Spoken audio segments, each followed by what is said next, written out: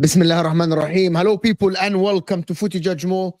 It's only right to do this show after I've been called out by a lot of people about having an Arsenal agenda. So I called the show an Arsenal agenda, actually, to see if I actually right to call Arsenal out over the past month or two.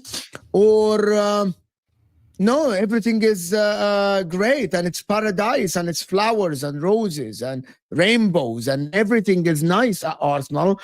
And a lot of people are just overreacting. And everything is great. Odegaard is back, and Arsenal are going to be great. They're going to win the Premier League as promised in the beginning of the season, of course. I want to hear your opinion. And if you're watching this on the replay, make sure to actually comment and tell me, what did you think about the conversation? This is going to be, I'm not going to call it a heated debate or a heated conversation or whatever. It's just an exchange of opinion that I wanted to talk about Arsenal a little bit. For many reasons, because of, I believe that Arteta is losing the grip of the club. From looking from outside, we're going to talk about that. I don't feel the same as before about how Arteta's controlling everything, how he has the backing of every single fan on the ground, how is he having the backing of every player, how the media is backing him. I just don't feel that as much. I feel a lot of people are questioning him. Also, the Bukayo Saka thing about, is he world class? Should he leave Arsenal? The William Saliba comments, of course, and about like him staying at Arsenal and everything, and Liverpool being ahead of them and all this talk. We're going to talk about that. I want to hear your opinion. And of course, I got a great panel. Because of course, Ashraf is here, who is always have been here with me lately. I'm glad to have him always here. Nemmy is starting to join us again after last season. He's here with us. And Daud, who hasn't streamed with me for about a year or some months now, so he's back. Dayo is going to be joining us. First of all, if you're watching this now, hit that like button. Let's get to 100 likes. The first target is hit that like button. Let's get to 100 like, guys. Nemmy knows all about this, being a YouTuber himself and actually someone who knows in the background. The like button, it's not your approval. It just helps the channel. It helps the show go to the next viewer. That is the work and the job of the like button. So hit that like button. Please. And big up everybody that joined from HUSAM. So Stream, of course, he's arguing with Dayo and Conley and all these guys. And listen, let's talk. How's everybody doing on this Saturday? No football. It's great. I have a football game later. So how's everybody doing? Good. You know, Alhamdulillah. Alhamdulillah. I'm good, man. I'm good. Dayo's here. What's up? Sorry, people. I was caught up somewhere else. What's up? Yeah, how's everybody doing? Listen, I'm actually gonna start with the first question. Do you guys feel like I am right to say that I'm feeling from outside that Arteta's losing the grip? It's not as before. This season looked different, especially in the latest results. Do you guys feel that as Arsenal fans? Feel the doubts a little bit from some of the fans that you thought they will always back Arteta, like always be behind the team. Some people started doubting some of the players, the doubts of Kai Havertz, Declan Rice. Do you guys feel that, or it's only me looking from outside? Anybody? I think there are obviously like doubts and stuff because people expected us to be top or at least second by now, and we're fourth. You know, the funny thing is, and I think we have played bad and people can criticize us. We definitely deserve to be criticized, especially with some of the results we've seen. You know, the funny thing is, the only difference so far this season between, if you compare it fixture to fixture, like this season and last season, are the Brighton and Liverpool games. Every other game is kind of similar. Like Chelsea, we drew last season, we drew this season. Newcastle, we lost last season, we lost this season as well. City, draw last season, draw this season. Spurs, same result. We lost to Bournemouth, fair, which we won last season, but we all lost to Aston Villa last season. This season we won. So they just kind of got reversed, right? The two relegated teams or promoted teams this season, we beat both of them. The only difference actually in terms of fixtures is Brighton at home and Liverpool at home. I still think it's been bad, like, because I feel like Bournemouth, Newcastle, and Liverpool, these are games we should have won, in my opinion. We shot ourselves in the foot. We played bad against Newcastle. We stupidly got a red card against Bournemouth that cost us the game. And Liverpool, we were 2-1 up and we defended for a lot of the second half. So you definitely can criticize us. I do think some people have gone a bit over the top. I was on your channel, Mo, like big up TJ, but he was saying there's a bigger possibility we drop out of the top 4 than we win the league. And I just I think it's great. I don't think we'll win the league. I don't think we're favorites, but to say there's a bigger possibility we could drop out of the top 4, it's like you really think Villa and Nottingham Forest are going to have that much quality over us. It's just, I find people do go a bit too crazy. At the same time, I agree with you, Mo. There are people who are a bit too relaxed. I'm like, oh, it's okay. We're still favorites to win the league. Yeah, I think that's also stupid. We're not favorites. We've never been favorites all season. I watched the last show. Nemmy didn't say we're favorites, so let's not do that. Don't put words in his mouth. No, I watched the last show, Nemmy. You didn't say we're favorites. Mo's trying to frame you. He's trying to say you're saying we're still favorites to win the league. I never said don't that. He think said that. that. No, Mo I didn't never say that. said he said No, I'm Because you pointed at him. No, I'm You responding pointed to at you. him. I'm No, responding to you. I am You pointing to him because you said some people are so relaxed. Nemmy is very relaxed. Okay, I'm coming. I'm going to respond. I was You responding can't to tell you. me that Nemmy is not Hold on. relaxed for a team that is struggling. We're not doing this, Ashraf. Okay, In the I want to last hear what show, Nemmy has to say. I'm curious now. trust me, Let me before he explain. comes in, I want everyone after the show to go to the last show. Nemmy's on the thumbnail, right? To go to the last show that Nemmy on and watch the comments from Arsenal fans. From Arsenal fans. It's not Mo. There is about like 100 comments or something on that video. 50 of them is about, what is this guy talking about? What is this guy talking about? How is he talking like this? We are struggling. Because This is why I'm saying he's so relaxed. because majority of those fans in the comments are emotionally just responding, and it's fair Yeah, enough. As the of fans course. emotionally respond. If you're going to respond from your emotions, you're not going to listen to the logic that anybody's saying, right? And that's the truth. You're not going to listen to anything logical that anybody else say. It is harder to win the league now. Yes, we're playing poorly. Arsenal looks terrible. Mikel Arteta is getting it wrong in his subs and the way we're playing. All of these things are true. But for some random reason, we're still in and about where we were somewhere close to like last season. Last season, by game week 20, we were 5 points behind Liverpool. We were 5 points behind Liverpool by game week 20 last season. And here we are now. I don't even. here we are game week 11, 9 points behind them. What is it to say that game week 20 and at the end of last season we finished above them, even though we're By 5 7 points behind points. them by 7 points? Yeah. So that was a 12 point swing. Now, if we look at what happened last season and that replicates itself, there is a chance that we can still be in the top 3, whatever it is. Yeah, because we made it harder on ourselves already. If you want to just talk specifically about how bad we're playing, we can talk about how bad Arsenal is playing and what we're doing wrong. But even as bad as we're playing, we're still in and about. Now, I think that any team... Would you say Chelsea are in and about and Forest are in and about? Yes, I think Chelsea are in and about. And I'll say as long as you keep the same energy, I'm with you, bro. Listen, I'm with you. Listen, Chelsea are in and about, and Chelsea are on the up and up. Chelsea. There's a big difference. Chelsea are coming In on and about what? Title race? Like top 4. No, I'm saying like top 100%. 4. Oh, yeah, top 4. Yeah. Chelsea are No, in and about. hold on. Bro. Dayo, can you please like make definition? You say in and about what? The top 4, staying in the top 4. I said, yeah, okay, yeah. So you are. I've Okay, already. hold on. You didn't This listen to what I- conversation should not go into a Yeah. top 4 What, conversation. no. What I said. Let me say it again, Mo. You have to hear what I said. I said I am we've trying, made- wallahi. I know. I said we've made it harder to win the league. We've made it harder on ourselves already. So that winning the league, it's going to take us actually winning the next 27 games. And the next 27 games we need to win. If we win all 27 games plus 19 points, that's 100. That's 100 points to win the league. The fact is, we're not winning the league with 100 points. We're probably going to be given the grace of 15 points loss to get to 85. And that means if we're going to lose 15 points, that's five more losses that we can have. Is Liverpool going to have 5 extra losses? Is City going to have 5 extra losses? No, they're not. So we're not going to win the league already the way we are right now, No, but- unless something bad happens to those other teams. Like from Okay, that. so breakdown. we agree because I said before Nemmy comes in because he hasn't talked.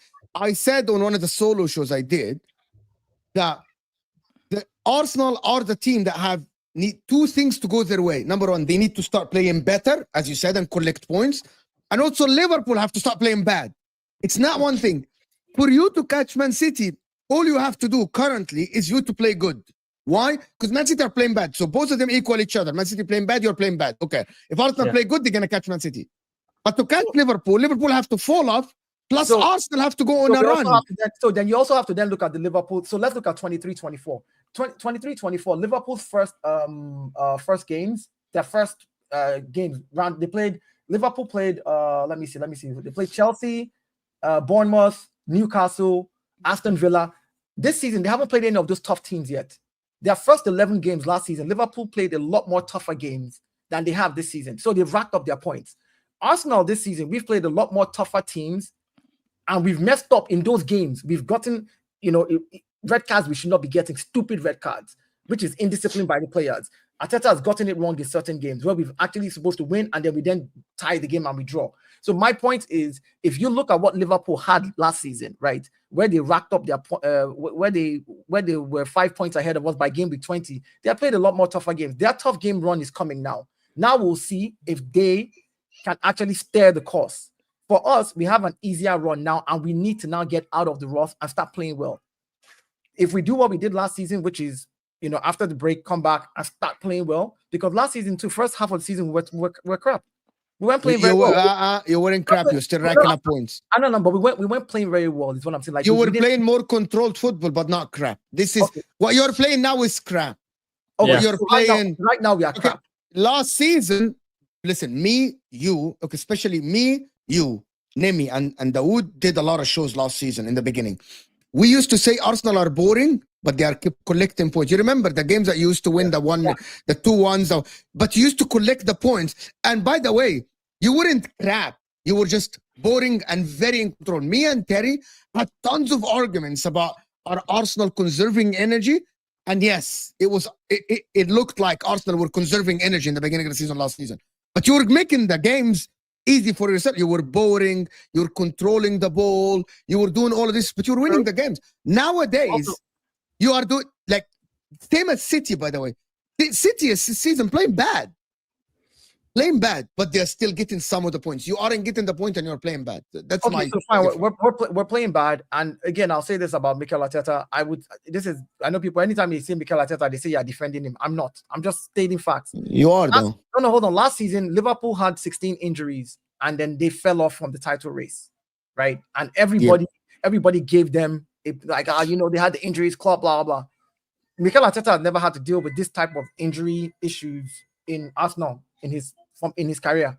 Yes, he never dealt with it. So if I'm going to give Klopp that thing, I mean, like I'm saying, as regards to at the very beginning of the season with like some key players. Beginning of the season, beginning of the season with some key players where you're just like, we've had injuries halfway through the season where we've already racked up points. The players have, there was a game flow, there was momentum. Then maybe Partey was injured and he was out, or maybe Saliba got injured in 4 games and then come in. Like we've had those, but I'm talking about just having like at the very beginning of the season where there's just back-to-back injuries. Calafiori is injured. Timber is out. He's coming back in. Remove Odegaard. Odegaard did not do well. Kai Havertz, bloody head. This one, that one. Like, not making an excuse. I'm saying if I can give Klopp the leeway and say, well, 16 injuries cost Liverpool the league last season because they were top the longest out of all 3 teams last season.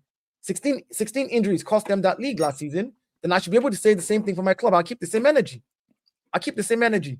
So my thing is at the end of the day, only thing, Dayo, the only pushback I'll have on that is maybe Liverpool fans can educate us in the comments. When did those 16 injuries happen? Didn't they happen at the start?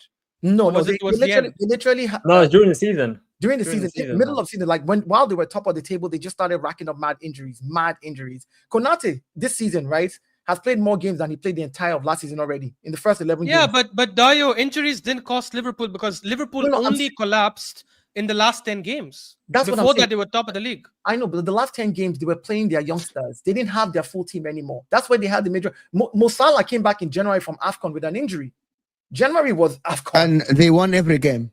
They won every game when he was away. I don't know. I'm saying, again, I am giving context to the fact that some of their best players were injured and they found a way to deal with it. Mikel Arteta is dealing with the same thing for the first time, and we're now seeing in real time how he's dealing with it, is what I'm saying. Yeah. Okay. Let me different. Before, let me tell the people to like the video. We have almost 400 people, and we really don't have 100 likes. 100 likes. This takes work. Come on, like this video, please. Hit the target. We got to get to 100, 200, and then we can see if we can get to 300. Come on, guys, smash that like button, please. Now, let me respond to the initial comment. I was responding to you, my brother, because you had said that some fans are saying that we're still favorites. We were never favorites. Never. Never throughout this season. Never, not at the start. Not where we are now. We've never been bookies' favorites or That's not your even my opinion. favorite. That's your opinion. That's your opinion. Okay, whose opinion is different? Bookies. That's what I said. I thought we were going to win the league at the start of the season. Okay, I no, Arsenal are favorites. okay, hold on. Let me rephrase. Okay, hold on. Rephrase. Rephrase. Bookies is what I'm not talking about fans. I'm talking about bookies. Bookies will never have Arsenal favorites. Individuals will always have those opinions. I still feel we'll win the league. Don't get me wrong. Are we favorites? No, but we'll figure it out. Right? That's how I feel. So this is where that's just my response to you initially. That's what I meant initially. Now, onto the conversation about people calling me ultra positive and even Dayo saying we're playing bad. I don't see what you people are seeing, and I'll explain before you people come at me. To me, we've only played badly once this entire season, and it was against Newcastle. I'm talking shocking. One time all season. Every other game I know. Another one that's arguable, in my opinion, is the Inter Milan one. And was it really bad? Or did we just come up against a team that were just supreme at doing what they needed to do? They were incredible. And that's your team. And if Havertz, that half volley that he struck straight at the goalkeeper, you wonder if he hit it the right way, what would have happened? Game might have opened up and anything else would have happened. But we completely, possession-wise, dominated, and even opportunities dominated Inter Milan at home at the San Siro. And I'm hearing that's how they played. They had only one shot on target, and it came from the penalty, the one they scored. In the entire game, away from home in the Champions League. I will not tag that for me, but I can see if other people will call it a bad performance. But I don't think that was a bad performance. What other bad performances are people actually talking about that we played badly? Where? Liverpool, we killed Liverpool. Only some last minute. And now I'll come to the negatives this season, but let me just land on this. By the way, I want people to actually say if they agree or disagree with his takes. Please tell guys. Daud, Ashraf, Dayo, please. Yeah. Because he's saying some wild things for me. Go ahead. Please respond. And also the guys in the comments, let me know if I'm crazy. Leave it in the chat. Let's know. But think critically about every single point I'm making. Where was I? Those other games that we played badly, we were a man down, majority of them. And I'll tell you another thing is why I'm not getting carried away and being ultra negative. We're 9 points behind Liverpool. I can literally point at games where we lost those points, and I can tell you where we wouldn't have lost if circumstances were different. For 3 games this season, we've gone down to 10 men fairly early, and it cost us gravely. The only one that I can't really figure out and wrap around my head, I will actually blame us and stupid individual errors or bad performance in those moments was the Chelsea game, because I've never seen Arsenal and Liverpool, Chelsea and Liverpool. I've never seen us be so poor in the moments. Like Neto, giving him all that time. It's crazy. We have Thomas Partey and Declan Rice marking one man who is a defender in Fofana, while Neto had the gaping hole. I understand it was from a corner kick, but normally we don't make these errors. Declan Rice normally. Okay, Nemmy, so that's 3 games you have named. Let me finish. You've named 3 games, then not 1. That what? You said there are 3 games we've played bad, and then Chelsea, Liverpool, and Newcastle. No, I didn't say we played bad in Chelsea. I said 2. I said 1 we played badly. 1 is the Newcastle, and I said Inter Milan was arguable. Now I'm telling you the 9 points behind. I can trace them to those 3 games we went 10 men down. Now I'm mentioning games where I can blame us for losing, but I won't say we played bad. Like how defensively poor we were against Liverpool. I've not seen that before in such a long time. And the Declan Rice situation against Chelsea is big. His foot was broken the whole game, and he was on injections. Maybe that's what happened in that lapse of concentration. But he's normally there. That's why I can't get carried away. What I don't understand this. Oh, the world is changing. We're still Arsenal. We're still doing well. We can trace these 9 points dropped. And then if we work on these other little tweaks and getting our defensive focus back, what are we talking about? Where is this panic coming from? I don't get it. Nemmy, can I just so while I agree with you that there is some crazy overreaction by a lot of Arsenal fans and rivals, I agree. However, I want to rephrase what you're saying and let me know if you think this makes more sense or you still want to stick with what you're saying. Yeah, I think you can say the Newcastle game is the only game we played bad in that doesn't have context. But we did play bad in more than one game. That's not true, because Chelsea, Yes, I agree. We controlled, we had chances and all that kind of stuff. It's still us playing bad when we miss 2-3 sitters in front of goal to win that game. Liverpool, that's not playing I bad. agree. Let me First tell half, you what I consider playing bad. that is bad. Missing in front of goal is part of playing bad. That's not. That's also okay. Maybe yes, we controlled the ball well. Maybe we passed it well. I agree. But missing chances in front of goal still also means that there was something bad in that game. The Liverpool game, for example, I agree with you. First half, we were amazing. We were killing them. But then I can also argue when we went 1-0 up, right?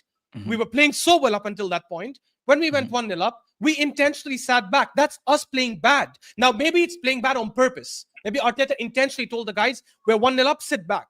That's still on us, though. Because the moment Liverpool equalized, our players got up, started playing properly. We're talking about something different. That's not what I'm talking about. Can I respond to him, Dayo? Newcastle doesn't have context, but other games, in my opinion, they have context, but we still played bad in them, in my opinion. Let me respond to him. Let me respond to him before let me I just forget. qualify something quickly. I just want to qualify something. I think the reason we're using the words playing bad is because of the standards that Arsenal has set in the way they play. When a team plays a certain level and then in this season comes around, the momentum we had last season up until the end of the season, the mad run that we had, 18 games, 16 wins, 1 draw, everybody's looking crazy. The whole team is looking mad. Raya is on fire, wins Golden Glove, blah, blah, blah. We didn't win the league. We didn't win anything, but there was a momentum. I think when you start to lose games like this, like missing sitters, getting red cards that we shouldn't be getting, it's classified as bad because of the standards that we have set. If you're talking technicality bad, as in, okay, we played very badly against Newcastle, like we played as a team unit, rubbish against Newcastle, that's technicality bad. You're speaking about the game and how we played that particular game. And then you want to speak about other games and say, well, we played well, but we did not win those games. We dropped points because we had a red card. So for me, it's all bad when you have set a particular standard. You weren't getting those type of red cards last season. You weren't giving those kind of chances to Neto last season. Defenders knew what they were doing last season. I mean, I wasn't making any excuses for you last season, so I'm not going to make any excuses this season. You set a standard, and that standard, you have to hold yourself to it. So for me, in the games that we lost points and that we drew, we played badly. That's why I said we played badly so far this season. Agree. Okay, then I understand what you're saying, but that's actually not what I mean. I mean in the sense that we only played badly in certain moments. But I when I say playing badly, what I understood you meant was like generally, but you just clarified that. Yeah, now. that's what I was. That's what I was clarified. Yeah. And my brother, to talk about those moments and conceding goals and missing opportunities, we were this same team last year. What we did differently was that we cut those fine margins did not exist to punish us. We were good at cutting those out. We were the team that will score against the team, score one, defend. There's no way you're coming near us, right? And then we'll pick you up. We'll pick you out. Score 1, score 2, score 3. That's how we played last season. The problem this season is that there's so much inconsistency with our starting lineup because of Declan Rice, Ben White, Timber injured. There's so much going on and so much, there's no stability in the back and the back line that everything is just all over the place. And all these injuries. That's why we are getting caught out in moments that last season we barely did. And that's my concern. I just don't see Nemmy is crazy now because he's ultra positive. No, I can actually pick these things out. The games are all about fine margins. But do we play badly, generally speaking? I don't think so. I think we're playing at a level different from where we played last season, but similar, very similar. If one of the games that we did it excellently this season was against Tottenham, praise be to God. Because we needed, if we're going to do it, we got to do it against the rivals. But that game was an excellent Arsenal last season performance. That's how we always played last season. And I see us getting better this season with our boys, with Saka and Odegaard back now, not an international break. Thomas Partey, praise be to God, Ghana not qualifying for the AFCON. He's staying. Are you not Thomas Partey? Are you not here? What are we doing here? Can I quickly? But I'm not going for AFCON. But that's what I mean. That's why I'm not getting carried away. Can I just quickly say something? Yeah, go ahead. Can I just quickly say something? I've been listening to you guys for a while, and it's you're bringing us situations why we played bad or why we can still win the league. But there's 3 key areas why we're not going to win the league this season. First of all, we can't keep clean sheets. We haven't kept a clean sheet in the Premier League for a long time. We've conceded the same amount of Premier League goals as Man United. The same amount of Premier League goals we conceded. Man United defense is absolutely terrible, and we've conceded the same amount of goals as them. Even against the teams that have been promoted, Southampton, Leicester, we struggled against those teams. Leicester, we had to rely on a last-minute winner, a deflection goal against Leicester from a set piece, where we should have won that game. We were 2-0 up, and then we conceded 2 sloppy goals.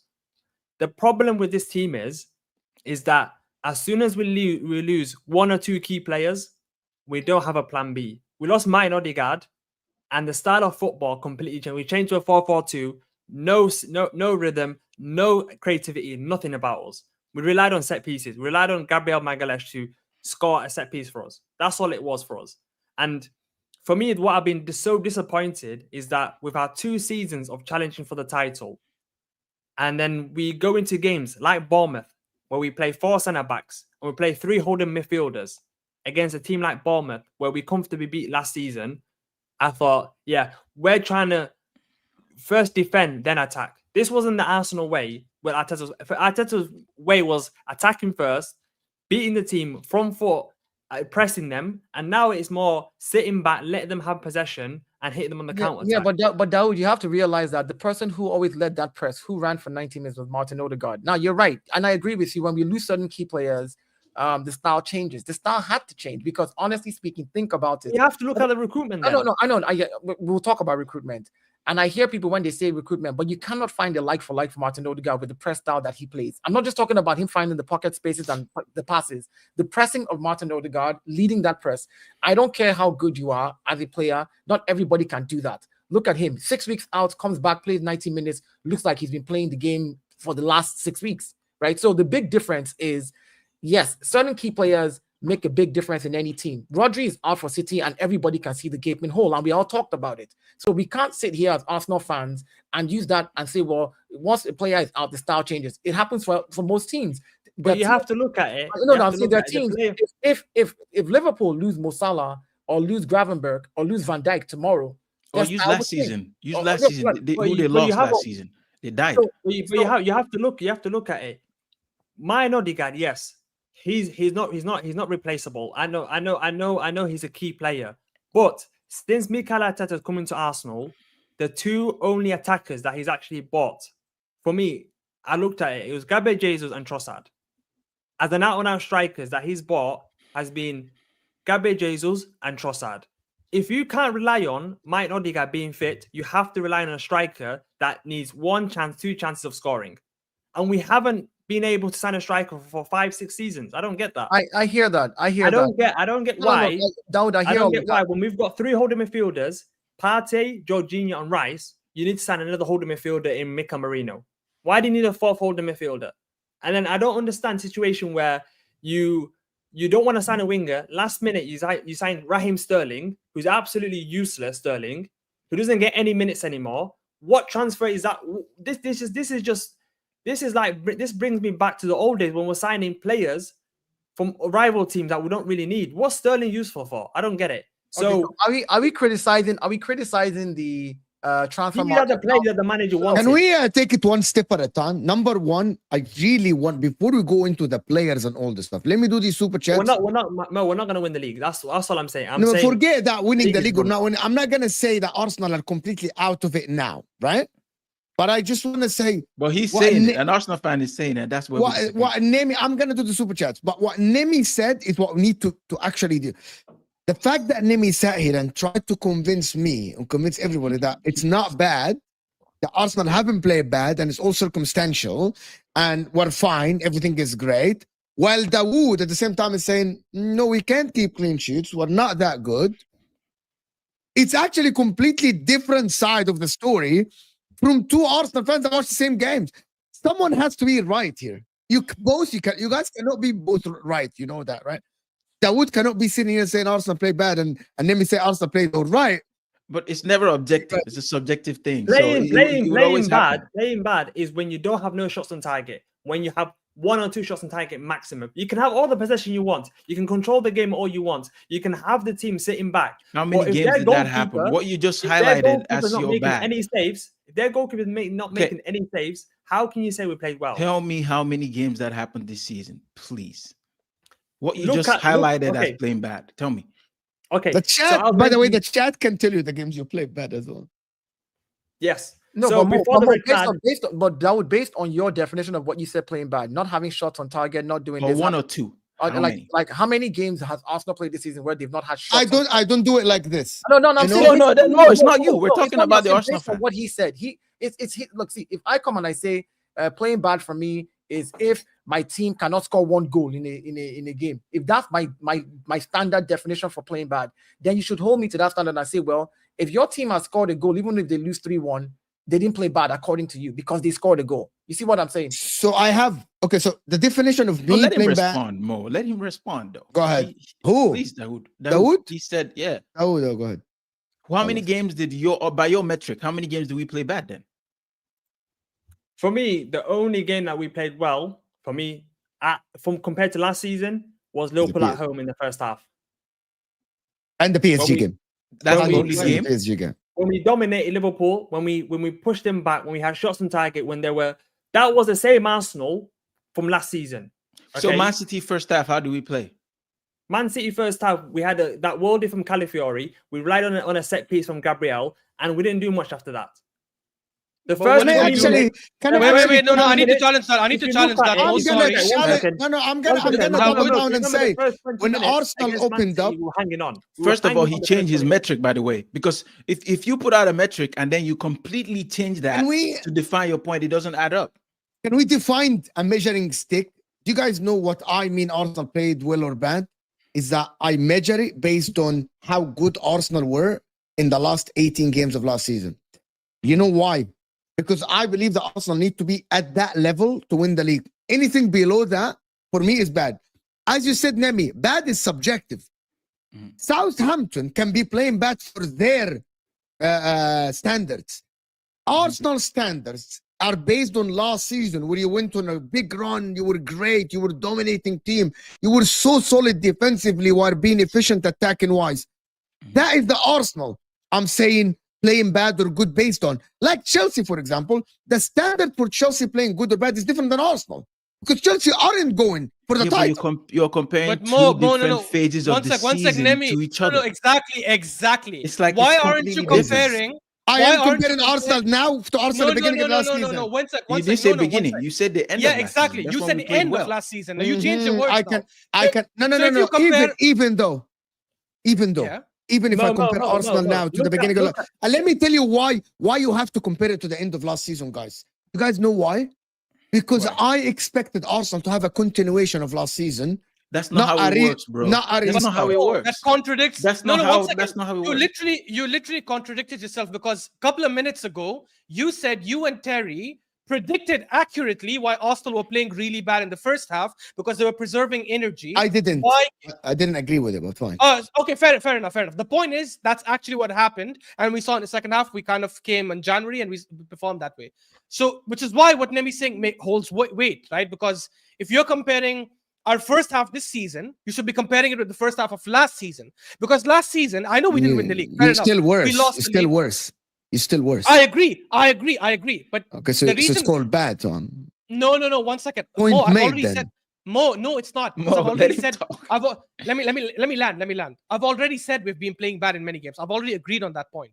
My point is when you compare it to the first half of last season, there is a drop-off, but it's not a big drop-off that you and Dawood are making it seem. Because Dawood, for example, mentioned some games and said, Liverpool first half, this, that. But I can argue this season, we played way better against Chelsea than we played last season. If you guys remember last season, if it wasn't for Robert Sanchez, we could have probably got slapped 3 or 4-0. They were killing us. We didn't even know how to get out of our own half for 75 minutes. This season, I can argue we probably were a better team over the course of the game. So that's already one game that Wood didn't want to take into account. That's context.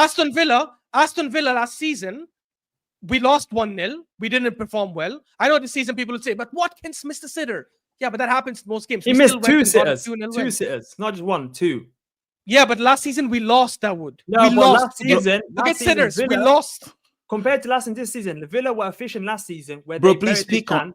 This season, they didn't bury their chance. It was not because of how we played well. It's because we got lucky that Watkins could not miss, could not score. But last season, okay, wait, no. But I'll reverse it. Last season, we say that they got lucky that they won because we missed 2 sitters. No, I'm saying we played the exact same way.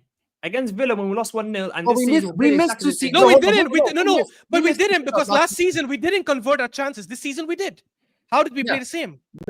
No, because with if the game stayed 0-0 against Aston Villa last season, for me, we would have found a way of winning that game because we were 1-0 down already. If we were 1-0 down this season against Villa, we're not winning that game.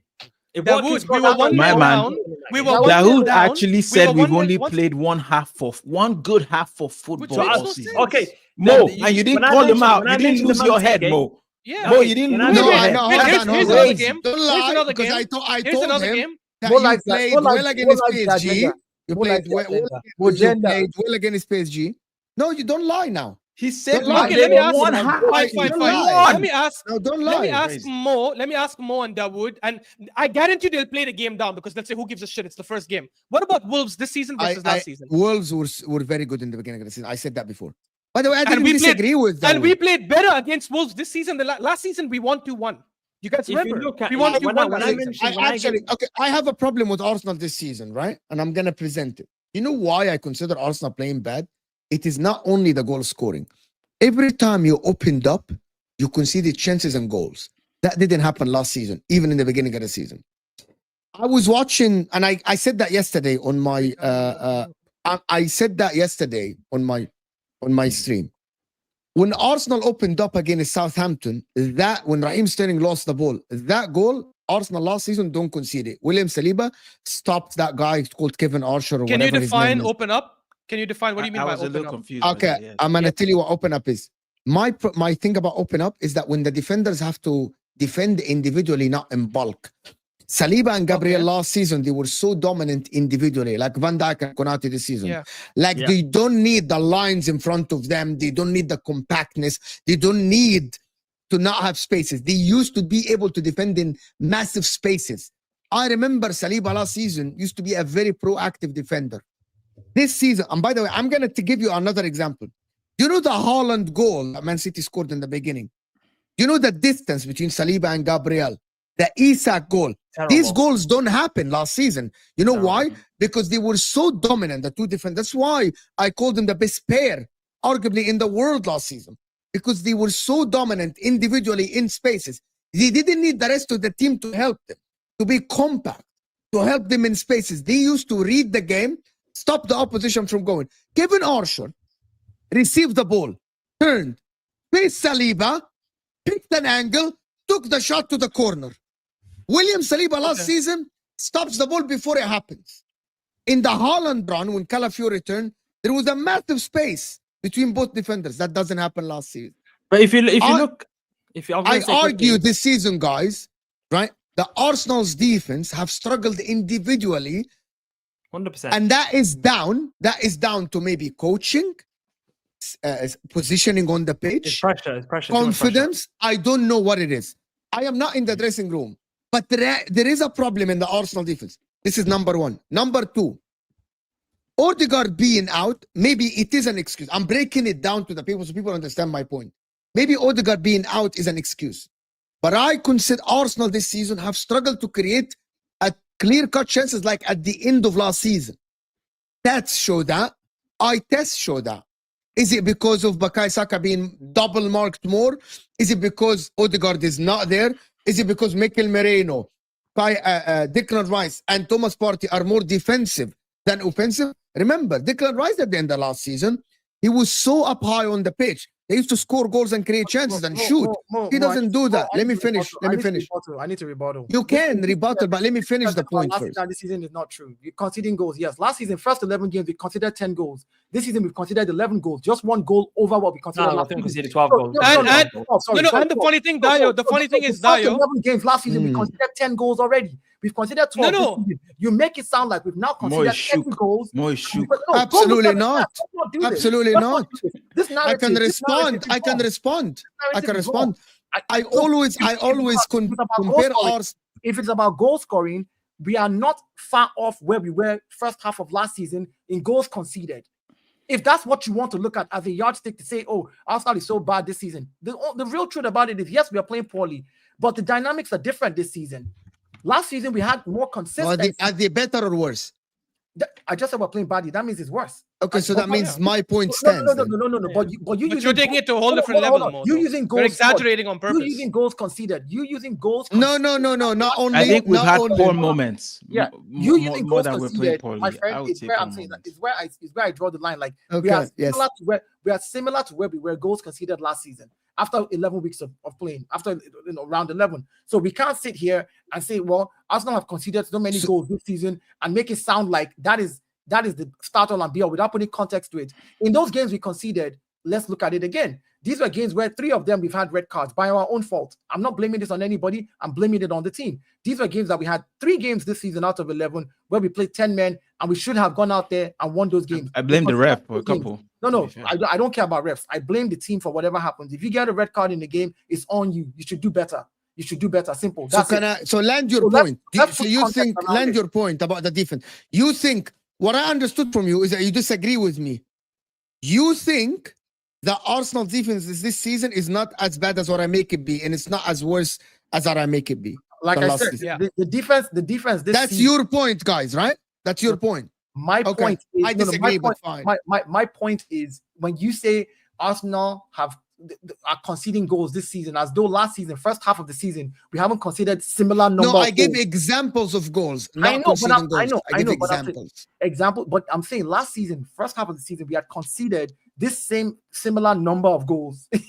So like we. No, but Dayo, guys know we can that pick on one sec, Mo. Sorry, we can pick on Mo's point. Horrendous. We can pick on Mo's point where he said, when you guys open up, you concede. First of all, the second half we did open up against Inter Milan because we had to, and every time Marcus Thuram and all these guys came forward to try and attack, Saliba dealt with them. Mo will not pick that up, right? Last season, we opened up against Villa and we conceded in the first 6 minutes. They ripped open our defense, and both our centre backs were there, and McGinn came between them and scored. Susek scored against us. Chelsea, let's say forget Chelsea because the goals were a bit like dodgy here and a penalty and all that. But you can argue Saliba gave away a penalty, right, in the first 10 minutes against Chelsea. Well, last season, the best pair. But this season, we see that number of goals considered. Oh, they are so horrible. If you look at from January to the end of the season, not just there, guys. I'm not even done. If you look at Spurs, the game we drew at the Emirates. Wait. Let him finish. The game we drew at the Emirates.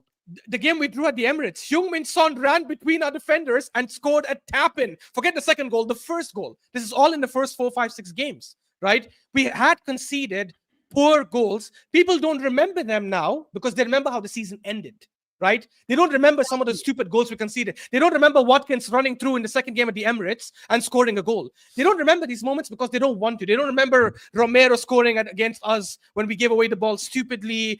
And Raya, not even Ramsdale, before people blame the keeper. We've had goals where we conceded them stupidly. People just don't want to talk about them because they're remembering the overarching season. This season now, the minute you see the mistakes, you want to now say, oh, the Saliba and Gabriel, why are they allowing such goals? Last season, they allowed those type of goals in the first half of the season. And considered the It's so funny because I tweeted this today. People are like, I need to respond, but you guys are not gonna like it. Last point. Go ahead. This is where you know people go crazy hyperbolic, right? Because up until the first 5 or 6 games, everyone was talking about Saliba being one of the best defenders, including Mo, by the way. Rudiger was coming out saying, I think he's the best defender in the world. Van Dijk was coming out saying he's way better than me when I was that age. Everyone was putting him in team of the season.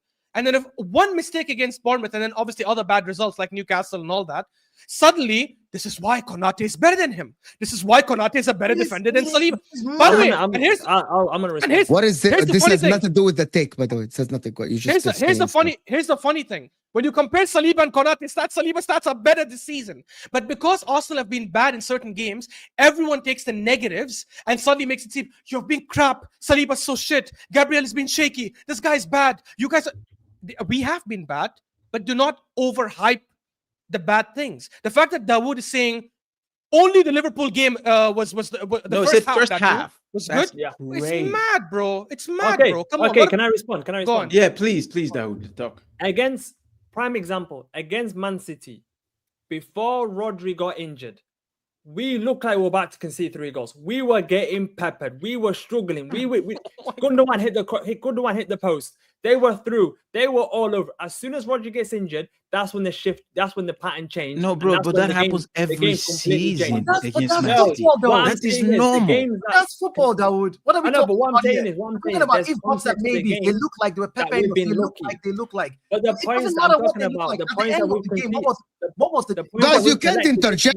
You have to let him finish, guys. Like Yeah, you he's guys have to waiting let him to finish. Fair, talk. fair, yeah. The He's points that waiting we've to collected talk. this season, the points that we've collected this season, like I said, for example, against Leicester, when we scored a deflection corner, Trossard hits a Leicester player, goes in, where we should have won that game 3-4-0. How the heck do we manage to find ourselves scoring a deflection goal against Leicester, who were just being promoted? And for example, the last season, from January to the end of the season, we played 18 games, 18 Premier League games from January to the end of last season. We won 16, we drew 1, we lost 1. That I cannot find a way where we're going to go on that run again this season from January to the end of the season. I can't see it. I just cannot see it because everything went right for us. Defensively, Watch we when we go to unreal. Dubai. In We'll go to midfield, Dubai and come back. midfield-wise, we Havertz was scoring week in, week out. Saka was contributing. Trossard was contributing.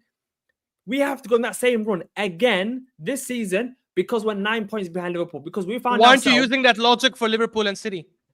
No, but I'm talking. We have to rely on us being perfect. Every and season Liverpool is every season losing is 3 different, games. Dawood. Every Liverpool season losing is 3 games. We every cannot be. season is listen. Every season is different. Let's not do this. Let's not do this thing. We, bro. we, Wait, let's you not- think- hold on, you- hold on, you- hold on. If you Hold still on, think, hold on, if you hold still on, think we hold can win on. the Premier League, Dawoud, if you still Dawoud, win the Premier Dawoud, League, this is what I said. I don't think we'll win it. I don't think we'll That's win it. not That's a different That's not what I argument. said. Yeah, I don't said think I we'll disagree. I even fully if- listen, believe we're going to win. even it. if Dawood, even if we go on somehow to win it, we've just made the road harder. Is what I'm saying. But here's the deal. Yeah.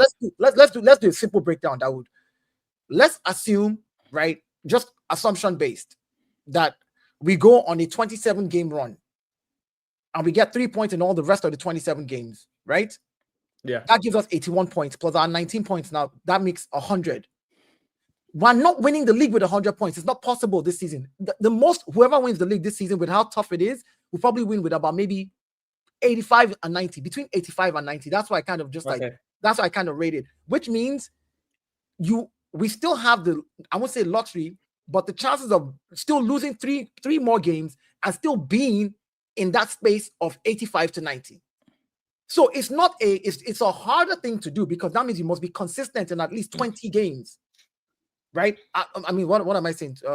In 23 games or 24 games, you must be consistent. Now we're not talking. We've not even factored in draws because a draw is even worse off. I would rather win a game and lose the next game than draw 2 games back to back because that's 2 points over 3 points. I'd rather take 3 points because it takes me slightly closer to what I'm looking for. So at the end of the day, it is not doom and gloom. It's just a harder. And we've drawn too many games. No. as well. I'm saying it's just a harder mountain to climb. Now we will use that same criteria for the other teams that are also trying to win the league. If the same thing happens for Liverpool, if the same thing happens for Manchester City, if the same thing happens for Chelsea, anybody else who's in that top range trying to get to win the league, it can be anybody's race eventually. Game week 20, we were 5 points behind Liverpool last season. I think Arsenal fans Yeah, forget. and we had a Hold on. and Hold on. we had a game in hand. I think We had a we game in forget. hand. Listen, yes, but we're still at game week 11 now. There's 9 more games to go before game week. No, 20. no. End of the year, we were 5 points behind with no games in hand. Yeah, exactly. By the end of December, we were 5 points. You can go check it. We were 5 points behind with no games in hand. So my when we thing lost is- to Fulham and West Ham back to back. So my thing is that it's harder now, way harder for us to get there. But to paint the season and say, well, yeah, everything is just terrible. We've played horribly in every game. I'm like, what are we talking about here? Like, yes, we've lost games that we should have won. We've played poorly in certain games. We played poorly. That's a given. We look like we're coming out of the mud now, out of whatever it is, whatever the mire or whatever it is that we did. But we're no different from what we've conceded last season. In the first Last season we went early. We went out early in the FA Cup in the third round. We went out early in the Carabao Cup in the third round against West Ham. Against West Ham, went out early in the Carabao Cup. Mm-hmm. Champions League. That last season there was less games than this season. So this season we're in the Carabao Cup quarterfinal. If we actually want to win a trophy, we're gonna have to do one in the FA Cup. Champions Same League, for Liverpool and City. If we don't finish in the top 8 in the Champions League, we're gonna have to play 2 more games in 2025. Okay, so we're playing more games in the Champions League. we're going to be playing more games. If we play right, if we get a good draw in the Carabao Cup, we're going to be playing more games in the Carabao Cup. Champions League playing more games. Premier League is we're going to have to catch up to Liverpool 9 points behind them. So how are we going to do all of that unless we say to ourselves, scrap the FA Cup or scrap the Champions League? Daud, can I ask you a question? But please answer honestly, because I haven't seen the videos from last year. I don't know if you've said this or not. Please answer honestly, yeah? Before the start of this year, did you predict us going on 16 wins, 1 draw, and 1 defeat out of 18? No. So why do you not think the same thing could happen this season? And don't say more games, because Liverpool also have more games. It's not like we are playing. Because we we're not listen, we're not playing this in isolation. Liverpool is in the Champions League. No, one sec, Dayo, I want to hear his answer. I want to hear his answer. What's your answer, Daud? Our sole purpose from January last season was the Premier League. Literally, the Premier League was our own sole purpose. In the Champions League, we faced Sporting Lisbon. Lucky against them. I was Porto, where we won on penalty shootout. Okay, where we looked absolutely terrible in the second leg at home against Porto. Okay, and then we faced against Bayern Munich, our first tough challenge. And then what happens? Classic Arsenal. We go against a team that's actually similar level to us. We lose against them. So Champions League, we're not a threat at all. So we literally had the Premier League the whole of 2025 to concentrate on last season. How do you know? How do you know the same one happened this year? This season, if we're only going to concentrate on the Premier League this season, then what's the point of Arteta being here then? Because if we're going to scrap the Champions League, nobody's saying. Nobody's saying. Where are you getting that from? Stop contradicting. I have no idea. No. Let me hold on. You basically just said now that it's going to be tougher for us because we are in 4 competitions, and I agree with you. Listen, I agree with you. Now, Ash goes on to say, okay, it's going to be tougher. But what if, just based on what you said last season, we lost to Bayern Munich, we dropped out, we're only focused on the Premier League. What if that same thing happens and this time around we go on the 18-game run and it's 18 wins back to back? Hold on. And then you turn around, and then you turn around and say, then what's the point of having Mikel Arteta here? We're dropping out of the FA Cup and Carabao Cup. Yeah, then why were you complaining about the 4 Why were you complaining about the 4 Cup? No. There was last season. We were in actual title challenge where it was literally only us and Man City for the title. Okay, and we and Liverpool as Arsenal fans, we could see as Arsenal fans, we're going for the Premier League. We can wait another year to go for the Champions League. We can wait another year to win the FA Cup and the Carabao Cup. We cannot keep on doing this every single season where we're going out cup competitions early, where we're only considering the Premier League. But this time around, we haven't gone out early. We're in all 4. So the point is, even if we don't win the Premier League, that's why I said this season is going to be much harder. Hold on, Daud. Let me ask you this question. We're in all 4 right now, which means that we're still in the conversation to win either or, right? To go, some are harder than others, and we have to admit it. We're not playing well. We've all agreed on these facts. But the fact that you stay in there gives you a better chance than when you drop out of it. If we go on to win the FA Cup and the Carabao Cup this season and don't win the Premier League, but we do a cup double, right? And make it to the semi-final of the Champions League, or some random mistake happens, we get an easy run, like Dortmund got all the way to where they were, and hopefully, fingers crossed. If that happens, what then do you say at the end of the season? We don't know what will happen. We can only base it on what happened last season. And last season, we saw Arsenal come back after the first half of the season and had a good run. And my hope, listen, and my hope is that right now we're playing badly. We need to start playing better. But you can't predict how we're going to play yet. Some Arsenal fans are tired of next season. We're gonna challenge for the league next season. Some Arsenal fans now need to see trophies now. Okay, because if Arteta challenges for the title this season, doesn't win the title, next season challenges for doesn't win the title, when he leaves, he'll be forgotten because he did 6 years, he did nothing. So we need to start. Wait for you guys. If he wins the cup double, if he wins the FA Cup and League Cup, but we finish 3rd in the league, and let's say we get knocked out of the quarterfinals of the Champions League, how many of you guys are okay with that? That is a massive success. Oh, okay. I would want him out after. But anyway. Let me respond to Daud. I need to do the super chats before we go on. Daud, here we are now. Dayo, I need to do the super chats, please. No. Did you hear them? Tell them that if they are not. No, I didn't. And it's a different argument. Dayo, that's a different section of the show. If they are not sending us $50, it's a different section, Dayo, of the show. Every one of you are not reading it. It's a different section of the show, guys. There's over 500 people here. We're not even 200 likes. Come on, guys. A different section of the show about the Arteta situation. We need the likes up, guys. Subscribe to the channel, Blaze. not to anyone specifically, but why do Arsenal fans think they will overtake Liverpool because of the last 2 seasons, forgetting that Liverpool been clear of them the seasons before that? I'll answer this because I was in the show last time. I don't know if he's addressing it to me because I brought up a point like this. Probably Blaze is definitely addressing you. Yeah, I never said we will overtake Liverpool. In fact, I said I don't think we'll win the league now. What I am saying is it's not crazy to think that Liverpool could drop points, right? It's not crazy. It's not. No. Okay, fine. Let me rephrase it even better. I don't think it's crazy to say, or it's impossible, because our own Arsenal fan said this. TJ said this. I don't think it's crazy to say or impossible to say Arsenal can catch up to Liverpool. I don't think we will, but I think people are saying it's impossible, which for me is mad.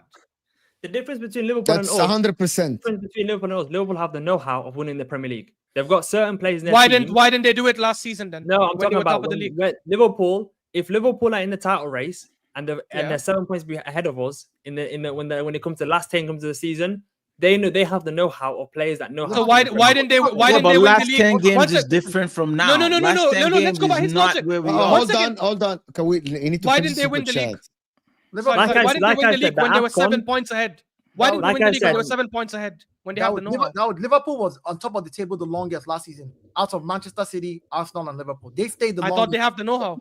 And they have the know-how. So explain to me, by your logic, where you are, you have the know-how, you stayed the longest at number 1, right? We were 5 points behind you, somebody else was 7 points, or whatever. The difference is, hold on. Why they did not go on to win it? The difference is their players, some of their players have won the Premier League. None of our players have won the Premier League. But why didn't they do it? That's not what he said. Why did they do it? You just said I didn't say it was guaranteed.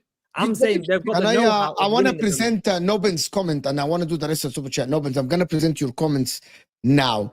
An 18 points net swing is a horror, but at the best times, never mind when there is an additional club involved in the race potential. He's talking about Liverpool losing 9 points and Arsenal gaining 9 points on them. Yeah, that's I hear your point, Nobin. That's why Ashraf is saying it's not likely, but I agree with Ashraf. It's definitely not impossible, actually.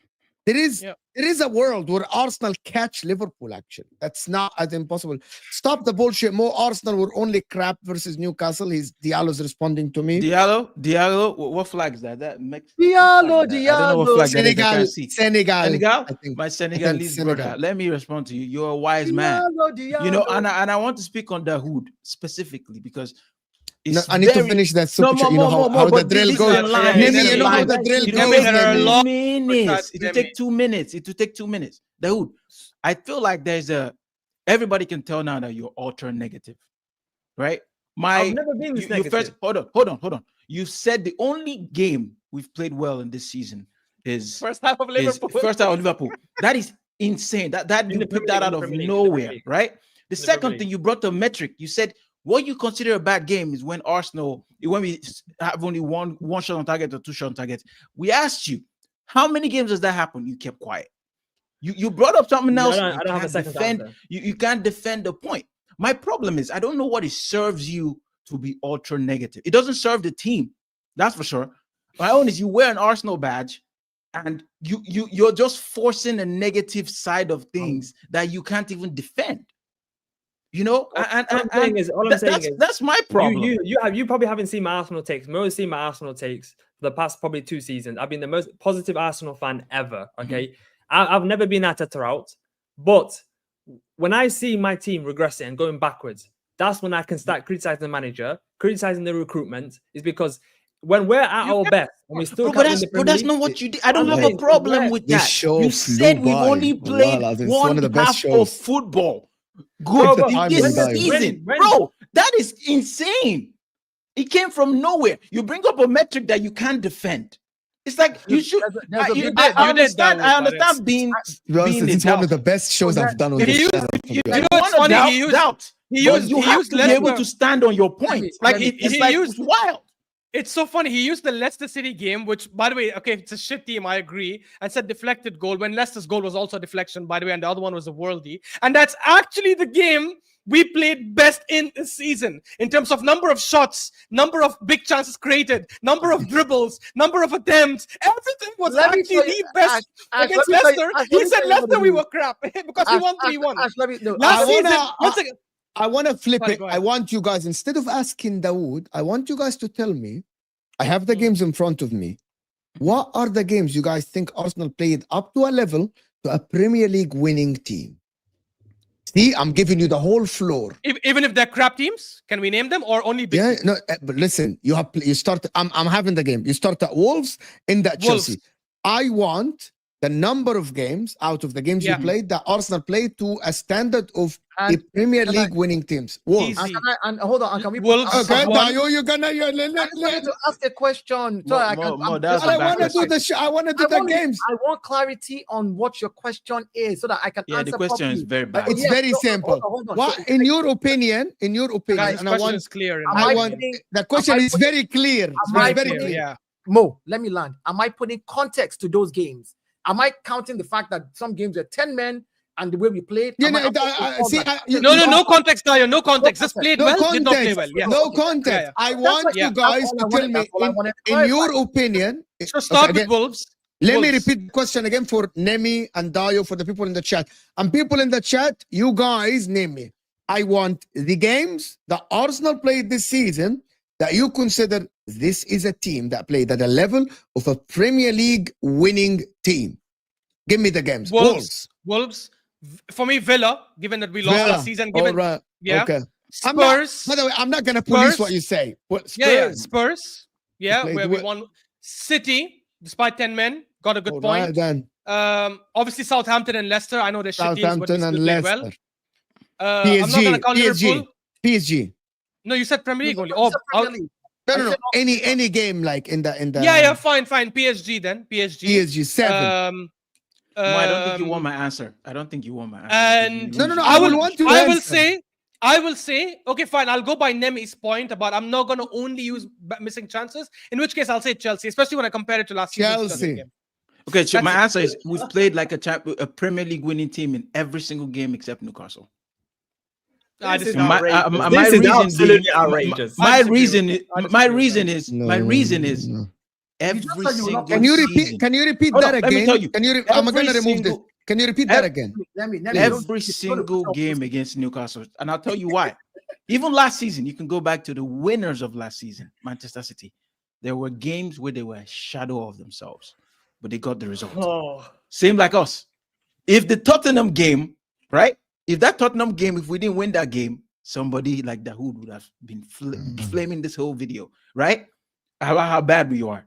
The truth is, in every single season, you can find 11 games, even though it's not 11. I'm just saying 11 because that's what we've played now. That a winning team didn't do all the glitz, the glamour, but they controlled and they showed their identity, which we've done in every single season, bar specific moments that have cost us. And that's my point. I told you you All right. wouldn't like it more, but that's me. No. By the way, I don't like or not like. I like you, Nemmy, because you always back your argument. You never say the statement without having an explanation for it, which is the best thing you ever do on YouTube. So I like that. You Appreciate disagree that. or we agree? that. That's different story, by the way, because nobody will agree with it. Me and Dayo disagree with that, but Dayo always explains his point, which is I like about Dayo. Mhm. You know what I mean? Ashraf same, Dawood the same. No, don't bring Dahoud. Dahoud couldn't explain his facts that he brought up. Dahoud, today's the first time. Big up Dawood. With respect, with Go ahead. respect, he has not Let me- defended key let me points show that you he's now. made today. Let me show you how Dawood. I'm going to subscribe to Now, Dahoud you have the so I name. can watch his Guys, videos. Let me talk now. Let me talk now, please. Dawood, now you have the games in front of you. I know in your laptop. I want you to tell me the games you think the Arsenal played well in your opinion. okay. So there's played well and played to winning the title. If Yes, it's gonna, they played. What I mean, played well, played as a Premier League winning team. okay. So if I'm looking at it, for me, Tottenham away and first half against Liverpool. We grew. It was one half. Now we're a game and a half. I respect it. It's changing little by little. No, that's all. That's all. Okay, Because so- if so you look Mo- at it, 1 second, because if my take is outrageous, which I don't understand. to be honest. Mo. I don't understand why my take is outrageous when someone says the 2-2 draw against Chelsea was a title-winning performance. that performance Wasn't. showed that we're going to I win the didn't say that. title. mean Nemmy, 1-1? not you, You Ashraf. mean Nemmy 1-1? said that. Yes, Nemmy. 1-1. I'll Okay. tell you why. Because we dropped the I didn't ball say that. in one moment, and he killed us. When my man has a broken toe, I'll defend Yeah. Against him, a right? team, Because We against- played it's not normal. well. We played It's well. not but normal. We didn't. It's not normal for Declan Rice to look make at that the error he teams, made. look at the.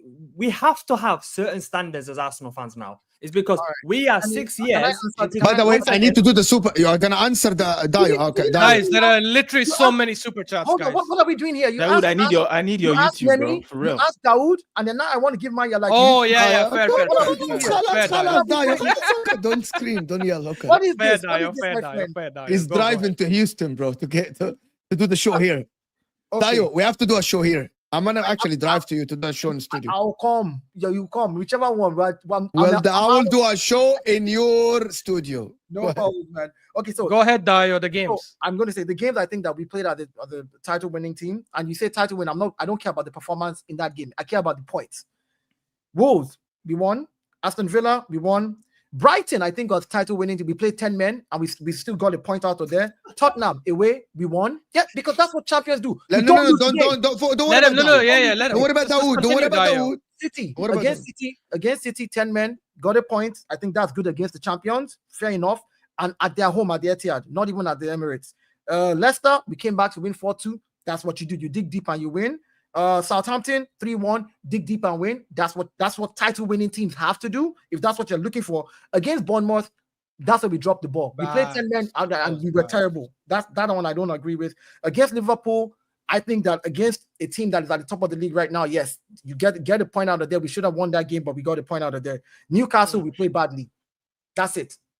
That's how I rate it. If your team can dig deep from 1-0, What about Chelsea? You didn't name Chelsea. against Chelsea? I He didn't like. We did the show. He's like, why did we draw the game from 1-0 up? No, like that. Yeah, fair. We got a point out of it, but I'm not happy about that point. I think we could have done better against Chelsea. Because Arsenal could have freaking won the game. To be honest, should have with won you. the game. We Could have should won the game. Let me finish the super chats because there's plenty of them. Liverpool collapsed because they got called in front of the goal. Fine, that's true. fine. Done. Last season? He means last season? Yeah, Last season, yeah.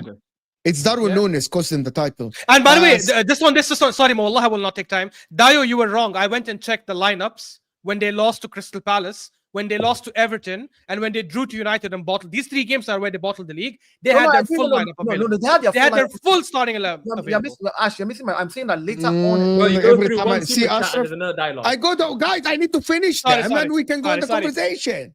Allah Rasi. Go ahead, continue. No, guys. There's about 500 and something people here. Hit that like button. Slot gave you control in the game, and with the same in transition. Does anybody agree that Slot gave you control? So Slot gave us control. Inter Milan gave us the ball. Chelsea wanted to give us the ball and defend. Every team gives us does what they want to do. And Arsenal, come on, man, stop it. Okay, Tom, you heard it. Tom, bro, missing chances is not playing bad. Come on, man. I actually agree. Diallo's my missing brother, chances- man. Diallo, you're my guy, man. Is not playing bad. However, it's part of the game, as Dawood says. You can create all the chances in the world, like Liverpool last season. He was responding to me, by the way. And by the way, I'm just going to say this. For the people that say Liverpool collapsed, Liverpool at the end of last season created a lot of chances, and Darwin Nunes kept missing one after the other. That's why they drew a lot of games. By the way, it's part of playing bad because you can create chances all day. But you need to. Arsenal never touched 90 against Man City. You ain't that good. And by the way, Tom, nobody said that actually the league is not going to be won by 90 plus points this season. Nobody said that. It might be. Listen, Footy Judge Mo sent that super chat saying 200 likes is the minimum, and we're now on about 225 likes. Against Inter, you won most crosses ever, 0 threat. I have to say something. I completely disagree with Nemmy. I didn't think that Arsenal were dangerous against Inter at all. I didn't say that was not my word, my friend. I didn't say you dangerous. literally had the position because Inter dangerous. Really gave you the position. I completely. So Mo, Dumfries didn't save the ball off the line. I only said we didn't play bad. That's what I said. And actually, by the way, part of having a corner. Hold on. Part of having a corner is having someone on the line. It's different. What about Kai Havertz with Bisek? What did right Bisek in front do? of goal. That is the only chance you created. And hold on. And your only chance was the penalty.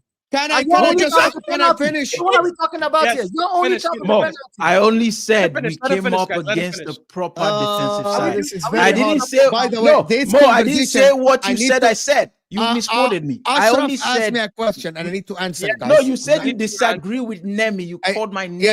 Okay, What I yes. said was we just came up against the incredible defensive team. No, That's you what I didn't said. say that. Go back and said you actually said you I dominated said- Inter. We were more dangerous than Inter. And let I me get didn't know, bro. I never said dangerous. I never opened my mouth to say dangerous. But I no, just told you answer. we didn't play bad. Answer, Can I answer the add? I told you I'm we not given didn't the play chance to answer.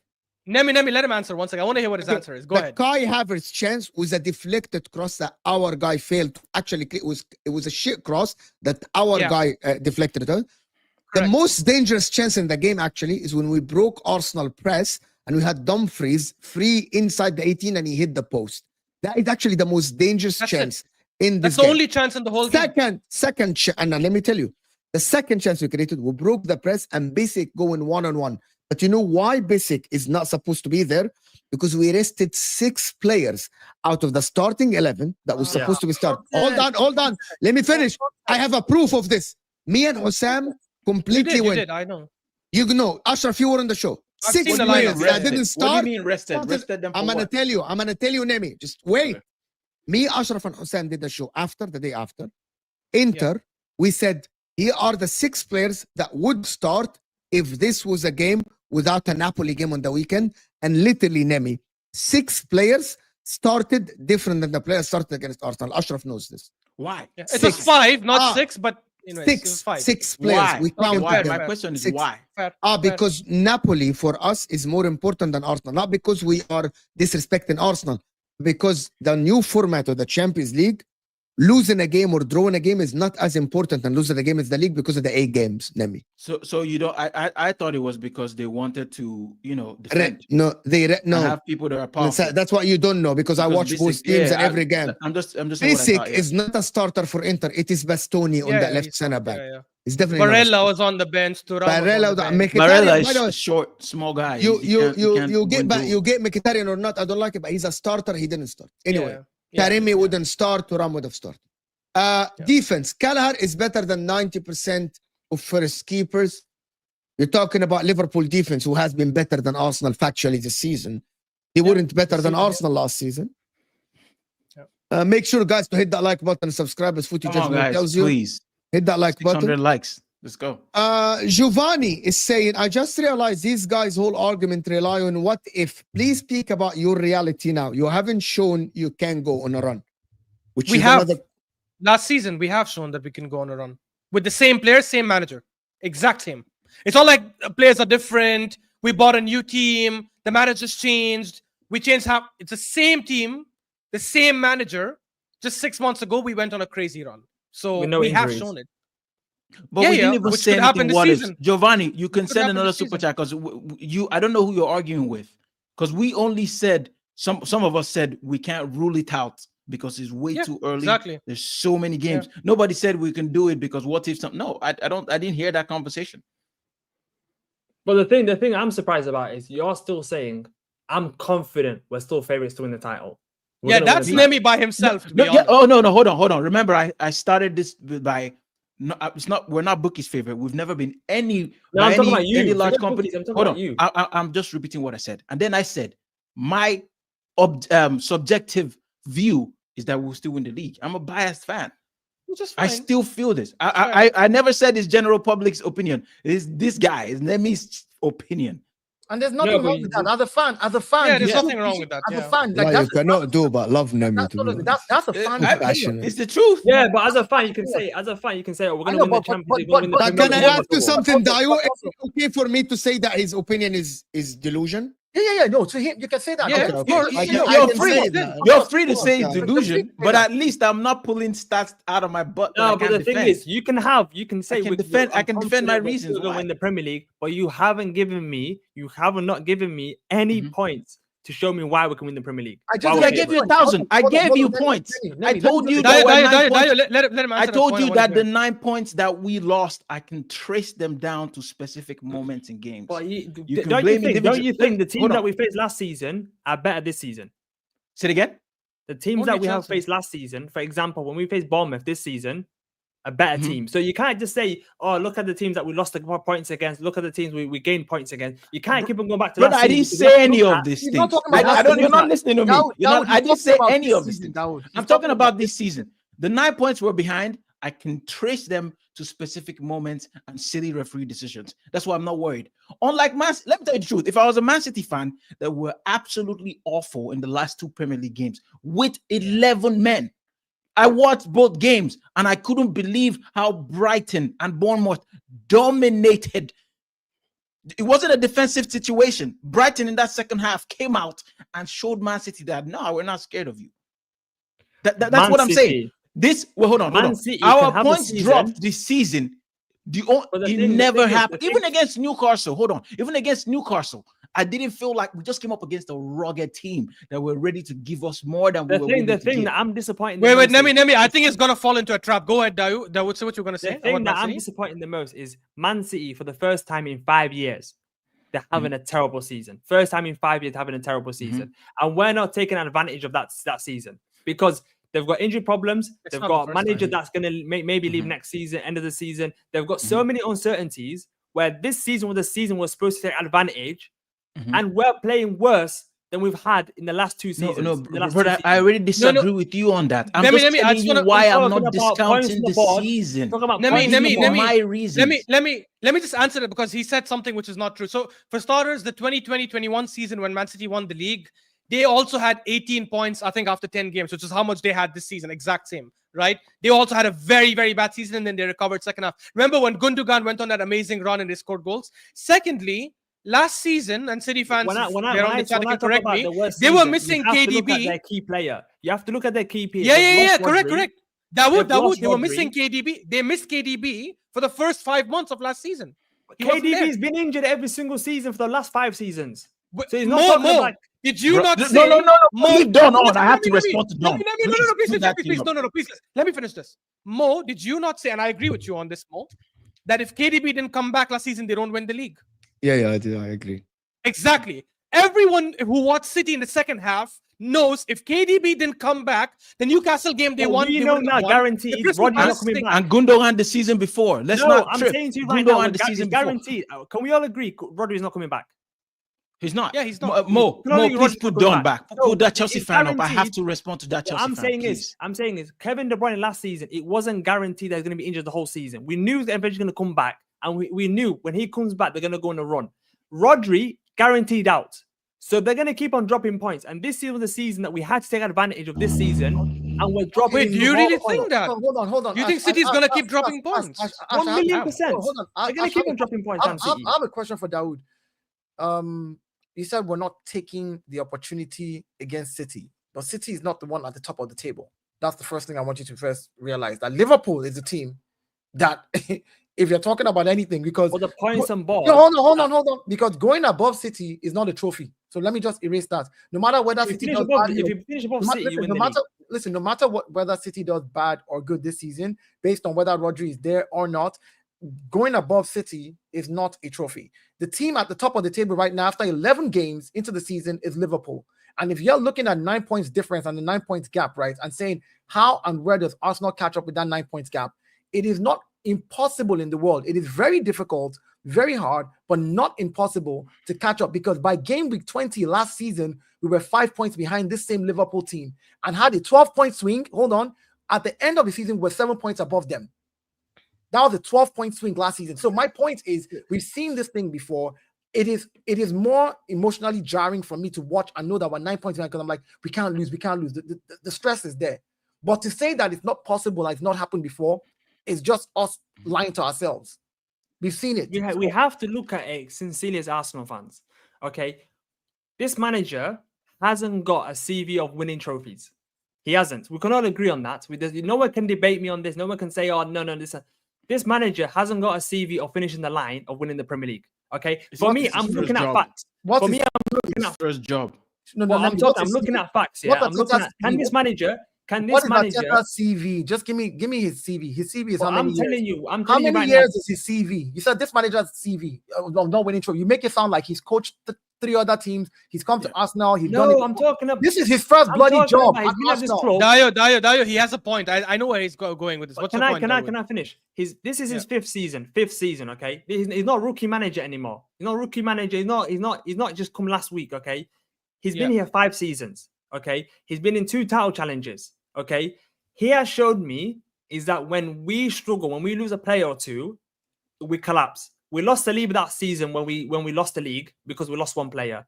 Last season we had a terrible start when he tried to play Kai Havertz in midfield and that didn't work out, and he played him up front and he realized he's not an 8, he's a striker. So he got lucky with that. He bought Kai Havertz as an 8 to replace Granit Xhaka, and he turned out to be a decent striker. Okay, that wasn't because of his tactics; it's because he got lucky. Okay, so when Arteta was playing around when Arteta in the first half of last season when he dropped Gabriel, he tried to play a back 3 with Timber, Saliba, Ben White. He tried to the amount of position changes that cost us against Fulham, against who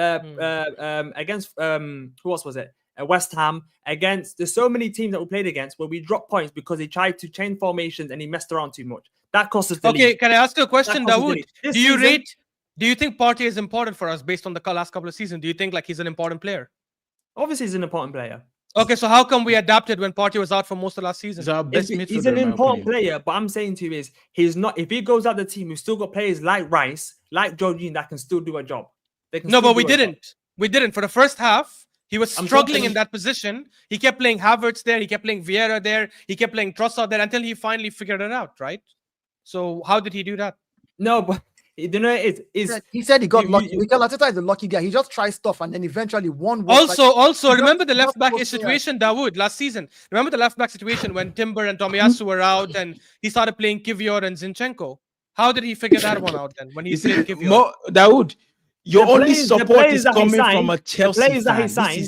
That's true. No, you don't understand the comment because Don and Dawood did a lot of shows the last 2 seasons.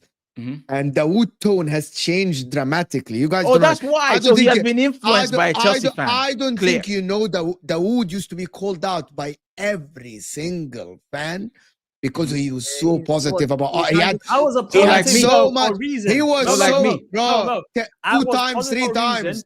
He was so positive about Arsenal. No, but Mo, I wasn't positive for the sake of it. I was positive because I saw my team gaining points. We're still in a title challenge. We're still top of the table. We're still doing well in the Champions League. I had a reason to be positive. This season, this club has not given me any reason to be positive. Okay. So if we win the next 4 games, will you change your mind? No, because the 4 games we have to win those games. No. So if we games we're facing now. By the way, after this question, I'm doing the rest of the super chat. Just I have to respond to the Chelsea fan, bro. You gotta give me. He questioned my logic. I have that question. Is I'm actually bringing it up. Just give me a second. Mohammed Noor calling the FA Cup and the League Cup success after all this time and investment is so wrong. Where have the standards gone? Yeah, we're not Real Madrid. We're not I agree with Dawood. No, but this is where we it has to be agree. made. We actually agree. I agree with Dawood on this one. 100%. If we do a cup double, if we win the Carabao Cup and the FA Cup and we finish 3rd, good. I'm fine. Regression from last season still. In my I disagree. What regression from last season? How is that regression? No. Regression in the sense that assuming we fall like 10, 15 points or 10 points behind in the league title, and then of course. That's what I mean. I can't take a regression in the league. If we finish 10 points behind in 3rd and win the League Cup, I'll still FA Cup, I'll still say we. Okay, thank you, Muhammad. Really, it's a very interesting conversation. Thank you, Muhammad Habibi. Giovanni say, why are you 9 points behind? That was a response to Nemmy, who said we played very good for the Newcastle game. So as a response, quickly. Let me tell you why. My response, and I'll tie it into the other one. I was asked, why do I feel like we will still win the league? And remember, it's my personal opinion. I didn't say it was the general public or general Arsenal fan or where the bookies' favorites. I said mine. And I'm telling you why I'm clinging on to hope, because I've not seen any performance, bar Newcastle, that said, okay, start worrying. And that's my point. And then the 9 points that we're behind, I can tie directly to an idiotic referee sending off Declan Rice for something that every other player has gotten away with. Obviously, some haven't as well. But a lot of players have gotten away with. But the idiot just wanted to be the star of the show. and then he booked Declan Who? Rice. That one, I forgot his name. I don't remember. Chris his name. Kavanagh. Chris Kavanagh. Chris, Chris Kavanagh. yeah, The whatever he referee. said. Yeah, Terrible German referee. chicken wings. Not seen. Now a let me league title. tell him the 9 points. That was just 3. And Oh then my. and then the Manchester City one. Yes, Nemmy that's my is problem. Legendary. And then the Bournemouth one. Red cards, my friend. Legend, Those are Jimmy. 9. Those are 9. It wasn't as if we lost 2 games and we've been shit. You know, no, you can trace these things and directly link them to something. And I said, remember, my personal thing. I'm not forcing anybody to believe me. I'm just telling you what I feel. And it All makes sense right. in my head. German chicken wing say not seeing a league title for 21 years has turned some Arsenal fans into zombies. They have not had a title winning performance this season. That's your opinion, German chicken wing. We already spoke about that. Ahmed Suleiman, are you playing the same way like last season? Everyone. I say no. Ashraf? No. Daud, For no. majority of it, no. Dayo, no. Emmy. I think we are. We're just failing in certain moments All right, that are costing us. Actually, no, wait. I'll change my answer. I'll change my answer. When he says, are you playing the same way like last season? Does he mean the first half of last season? Then my answer is yes, because we were it has to 15. be the first half of Why last are you No, I'll selective? tell you why that would. No, I'll tell it you why has that to would. be that. I'll tell you why that would. Because after 10 or 11 games, Arsenal fans can check the stats as well. We were 15th in the Premier League for big chances created. 15th in the Premier League with all our players Aren't we there. supposed to be? Aren't we All our supposed to players be were getting? there. Aren't we supposed to be getting better every season? Yeah, but I'm Daud, answering his Daud, question. we have. Daud, I'm answering his No, we question. have. His question we is, have. are you playing the same way? The answer is the first half, yes. The second half, no, of course not. You can't compare it. No, but we're not there yet. We're not at We're the not second there half yet. Exactly. Yeah. People don't like facts, which is mad. I don't understand why. They generally don't like facts. It was a simple answer to a simple question. If you're saying, I like scaring Chelsea fans, by the way. You should be scared. if you're saying, are you playing? Where- the same way? Realize this, right, Dawood? Last season and this season, we've considered the same similar number of goals in the first half of the season. So all that accolades that you were giving to Arsenal last season, We shouldn't hold be on, getting hold better. You guys know why? Go ahead. Dayo, By the way, go ahead. Dayo, how many goals? How You many guys, goals? I just want to clarify that. Do you guys know why I'm that? Do you guys know why I'm laughing? Because literally, I've had a lot of Chelsea people tell me the same exact thing about Don. Don is in denial. It's this and that, and it's just same, bro. But The I only get thing your we've point. gotten worse in is the red cards, for sure. That we are 100% worse. All right, let me finalize this super chats, please. We have only seen 11 games, 27 more to go. Too early, 100%. Yeah. That's absolutely very fair. Diallo, you're Like, the it's star too of the early. show. Diallo, you're the It's star too, of the it's show. too. I'm today, gonna my guy. do Diallo's a Diallo legend. saying 12 points swing in 18 games, 9 points swing in 27. Okay, Diallo, if you believe, Damn. you believe. That's If a you good point, believe, actually. you believe. If you believe, you believe. You're a legend, Junior Diallo. Mafia, it's a Liverpool midfield was completely new and conceded first goal last year. Had many injuries and out of form players at the end of the season. That is the explanation why Liverpool fell off. I actually know why Liverpool fell off. There is a massive thing that you guys didn't put. The announcement of Jurgen Klopp leaving, I knew that the effect will happen at some point. What? The effect will He happen. announced in November. The fell-off Bro, was in March. That I think that had an effect on the team. 100%. No, the fall-off was January, 4 the months January, later. 4 months later. 100%. 100%. Liverpool, when Jurgen Klopp announces leaving. By the way, I am on record, Ashraf. I recorded videos that time. I said the fall off will I happen. watched your show. I It's not- remember, but It's not There's only no the relation. reason, but there is another reason for it. There are many reasons. I think Yeah, but Jurgen Klopp, they also played. They also you have played to Endo as a factor holding midfielder. everything. You have Yeah, to yeah, factor 100%, everything. dude. That's They it. played Okay, we Endo have as to a factor holding midfielder last everything. We season. have to factor everything in when it comes to Liverpool, including the manager announcing. And that by we- the way, wait. just gonna Don't do tell you guys revisionism. something. Endo was Hold playing on. well last And we season. tried to- And when I'm it comes to gonna- Arsenal, and we try to give. No, but he factor had a ceiling everything. last. Hold on, Endo Hold was on, ceiling. hold on, Dayo. Yeah, I actually no. believe there are many things, Dayo, that played into the factor that Liverpool fell off. Number one, I don't believe that Jurgen Klopp utilized the team as good as Arne Slot is doing now. Will Arne Slot continue? I don't know. That's I actually don't know. By the way, Arne Slot might fall off as well. People might find out how he plays. Maybe. But the facts are he's utilizing the team better than any club. The He's Premier utilizing League Luis will Diaz take them better. serious soon. The Premier League will Maybe. take Liverpool serious soon. And I Daud- need everybody to start calling them the favorites, just like we're doing. Liverpool favorites. Take it. Take all the accolades. Take all the pressure with it too, and see what Daud, happens. Learn to defend your point, crowd follower. You can never say Daud is a crowd follower. It's impossible to say that about Daud. Diallo, it is absolutely impossible. If you have known Daud for as long as I've known him, it is impossible. No, but today he didn't defend his points. He did. He did. He just didn't like his explanation. No. He just didn't like his explanation. He didn't. Can I read the super chat? He listed Mo. things Yeah, and read didn't the super defend chat. his I own. agree with Nemmy, by the way. Mo, listed things and he didn't defend he made 2 points sure he's and a great contradicted guy. himself. I've made He made 2 great points I made them and all. contradicted himself later, like in a Alright. couple of minutes. He did, by the Okay. way. For almost 2 decades, Arsenal haven't been serious. Arteta has made them undoubtedly serious, 100%. The mere idea of second game is hilariously thick. We're going to talk about that in a second. No one said When that. you find yourself in bed with Chelsea fans, leave. He's never in bed with Chelsea fans, Diallo. That's a bad accusation. Don was the only person that was. I'm gonna but the only respond- person that accepted, I feel like I need to respond. I need to respond to this. I'm going Mo- to subscribe to your channel and we'll dig it out in the comments. And I respond to this, guys. Mo, when there is no football, you always went to gas up and get views of Arsenal What fans. is this nonsense? Hold on. comment? Let me respond. Yet you are watching, but you're rattled because I do an Arsenal show. Last international break, I did a show with 7 City fans only. A couple of days ago, I had a show with no Arsenal fans. Yet I'm not sure if you watched or not. I did a solo show where I only spoke about Liverpool most of the show. I did 2 videos earlier today where I had about Pep Guardiola. Make sure to watch this video extension, and about Trent Alexander-Arnold. So, and I'm making a show about Arsenal, and soon you will see a show about City. So thank you for the comment. By the way, the comment increased. You made me money by putting comment in. Well, he's You a know what Barcelona YouTube is. fan, by the way. There's I don't know You're a Barcelona fan. 523, at least from what I can see, 523 people watching, to over 270 likes. Why Don't are people tell me acting comment. stupid? If there's a good topic to be discussed, of course No, we're I'm going to not. discuss it. People think I'm explaining myself. I'm not. I like just to get back at people that come to my channel and try to diss me by saying you only glaze this team. It's mad.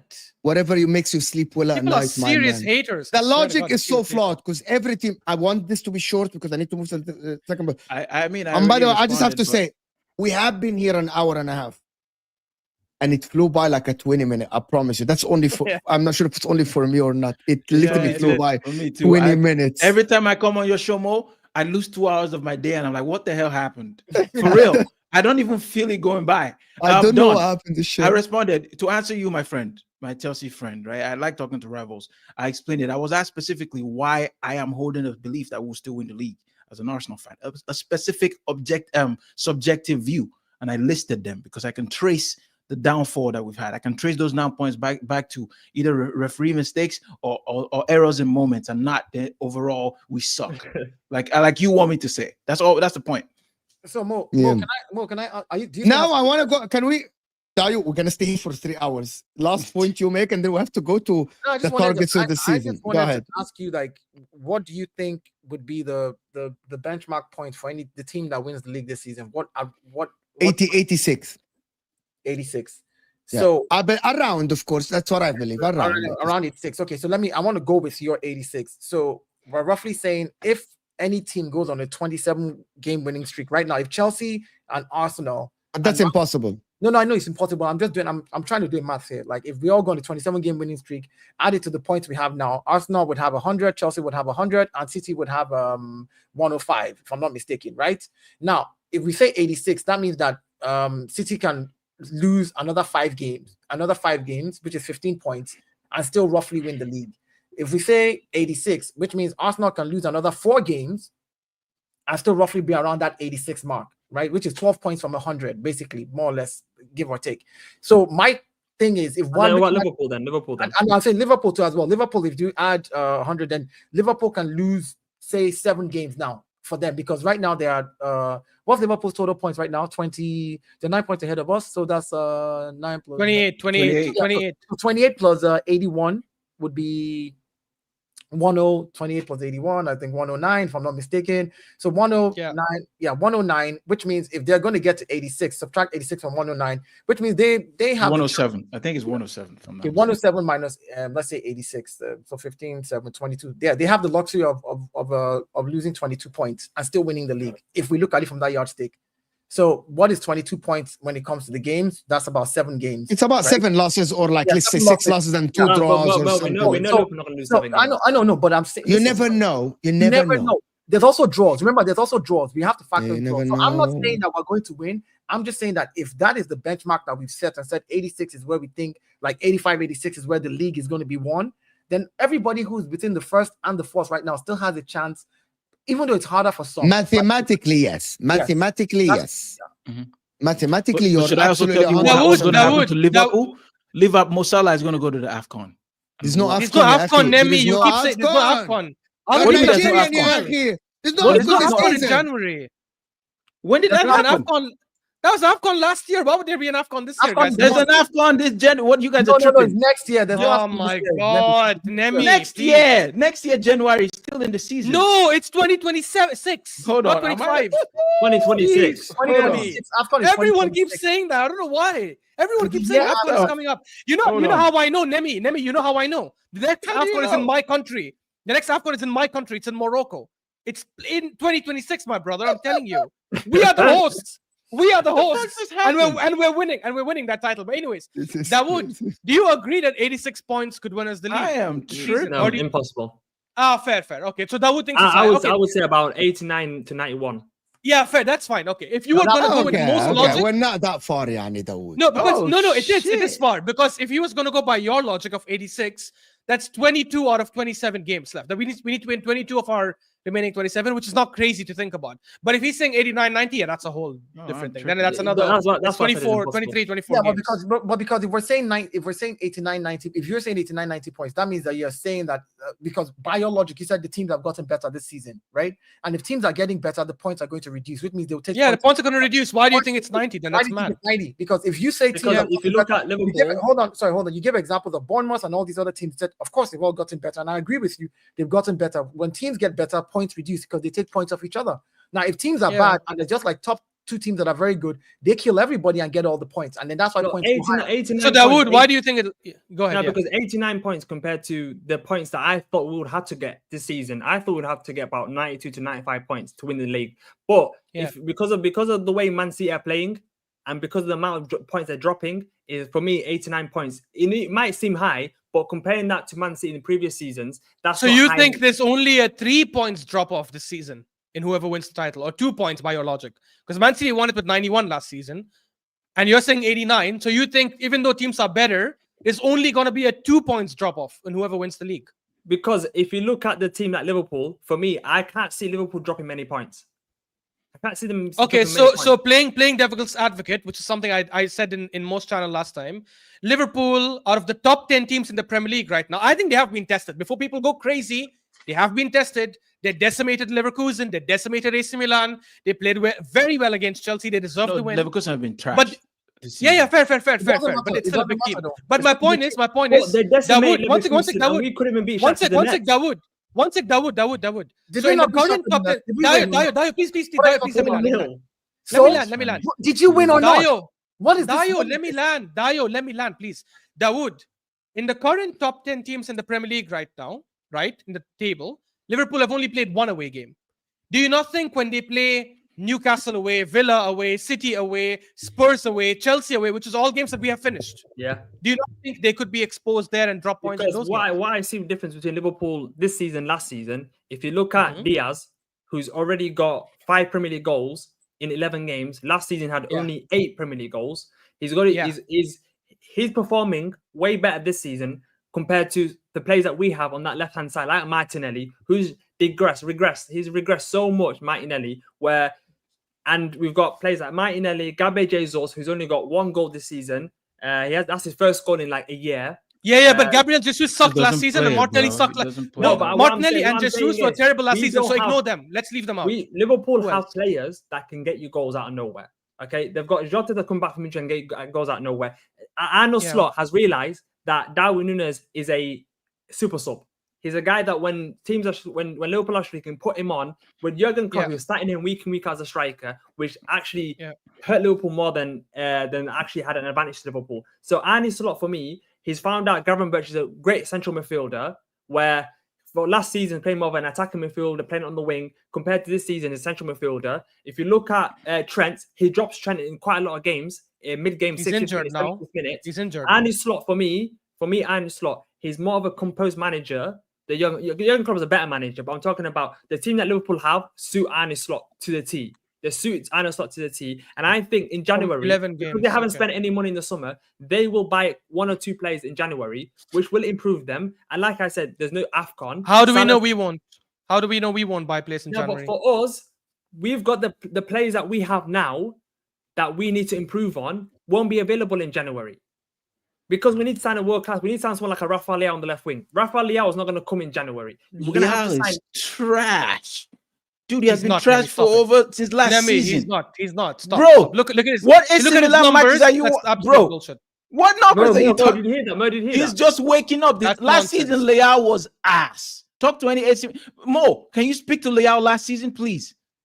It wasn't good. No, Leao has this It lazy was- Well, do attitude. you- I do don't think you- it was do you worse. tell me? Uh, Do you see- Liverpool, hold AC on. Milan fans dissed him. Hold on. I'm every not year. gonna go Bro, into my this cousin is a conversation. diehard Milan I'm not fan. gonna go into the conversation. Leao doesn't suit the Arsenal culture because of the way he plays football. Arsenal as a team needs everyone to work for each other. We I need don't think. Lukman. We need That's the Ademola problem. Lukman. I That's actually That's think what the we opposite. I think because we have Ademola Lukman on the everyone. left. will change I think everything. because we have everyone who sits and tracks back and wants to play too defensive, you actually need a player with a different mold to break That's that the- rhythm. right, that- Saka I'm himself, 100% right. Saka himself came out saying a month ago, the manager's playing us defensive and he's asking us to do defensive work. This is his quote. I'm not making it up. He actually came out of the PSG game and said, I want to attack more. I want to go forward more.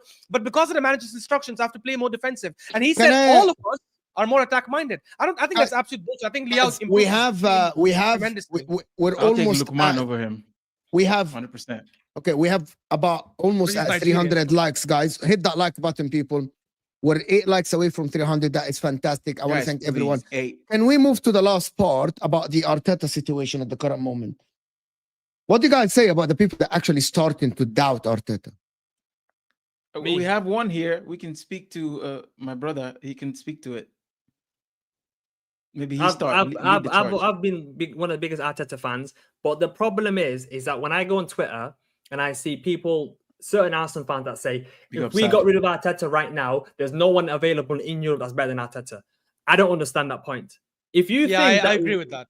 If you think that getting rid of Arteta, there's no one available in Europe that's not on Arteta's level, what kind of logic is that? This logic of Arteta is the hero, he's a savior, this guy, he knows what he's doing, he's done nothing wrong, he's improved us from where we were, is that I support Arsenal Football Club. I don't support Arteta. So if Arsenal are struggling, I'm going to criticize Arteta. Okay? If Arsenal are doing well, I'm going to praise Arteta. So if Arteta somehow manages to win the next 13 games in a row and proves me, I want Arteta to prove me wrong. I don't have an agenda against Arteta. I want him to prove me wrong. If he goes in a 13-game winning streak, I'll put my hands up and say, okay, I didn't see that coming. He's won 13 games in a row. We're back in the title challenge. Well done to him. But if we keep on going on the same run of winning a game, not winning for 2 games, not doing nothing in the Champions League, not doing nothing in the FA Cup. We haven't been in the FA Cup semi-final in 4 years. We've never been in the Carabao Cup final with Arteta. We've only been in 1 Champions League. This is our 2nd year in the Champions League. So we haven't done much. So these Arsenal fans that say Arteta is the man, and this, I've never been Arteta out, okay? But if we finish outside the top 4, then there's questions. He has to leave. Okay. So I agree with that. I agree with that 100%. Can I answer a simple question by Diallo here? Mo, what is the bigger achievement this season? Slot winning the league or Arteta winning the Champions League? What would you say is more impressive? The question is to me. Let me answer it. More difficult. If Arteta wins the Champions League, a statue outside. Arne Slot has a world-class team with world-class players that are performing very high. It is much harder for Arteta to win the Champions League, my friend. Diallo, 1,000,000%. without a shadow of a doubt. If he wins the Champions League, give him more time. There is no. If Arteta wins the Champions League, give him a 10-year contract. Give him a 10-year contract. Okay, let's relax. 10-year contract is bad. I wanted to say something to what you said. Last year was our first time back in the Champions League. Who got us there? The same guy. Now, I'm not an Arteta in guy. After Hear what I'm 800 saying? million pounds spent. No. Hear me. Listen, 800 million over 5 years, right? Do you know how much Tottenham has spent in the last 2 years? 400 million. In 2 years, 2 seasons, Ange Postecoglou, 400. We spent 800 million That's over. just not an Listen, achievement hold finishing on. Champions I League. don't. I see this narrative is such a scam, right? 800 million. You make it sound like he spent 800 million in 1 year. Like this guy has spent 800 million in 5 years. Break it down. How much is that a year? How much is Arsenal spending a year? That is less than 200 million every year. Chelsea and United both That is less outspent than us in the 200 million same.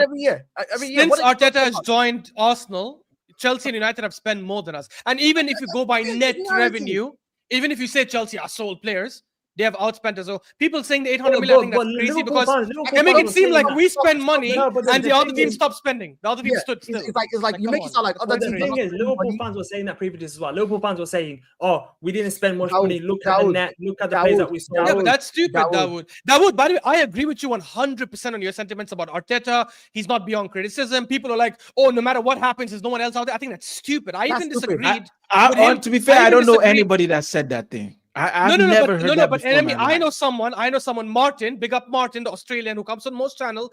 We were on a stream on South channel and he was saying he would back Arteta regardless. He was agreeing. I even had an argument with him about he shouldn't be getting a 3-year contract extension because he hasn't proven that yet. I 100% agree with Dawood there. I didn't understand that.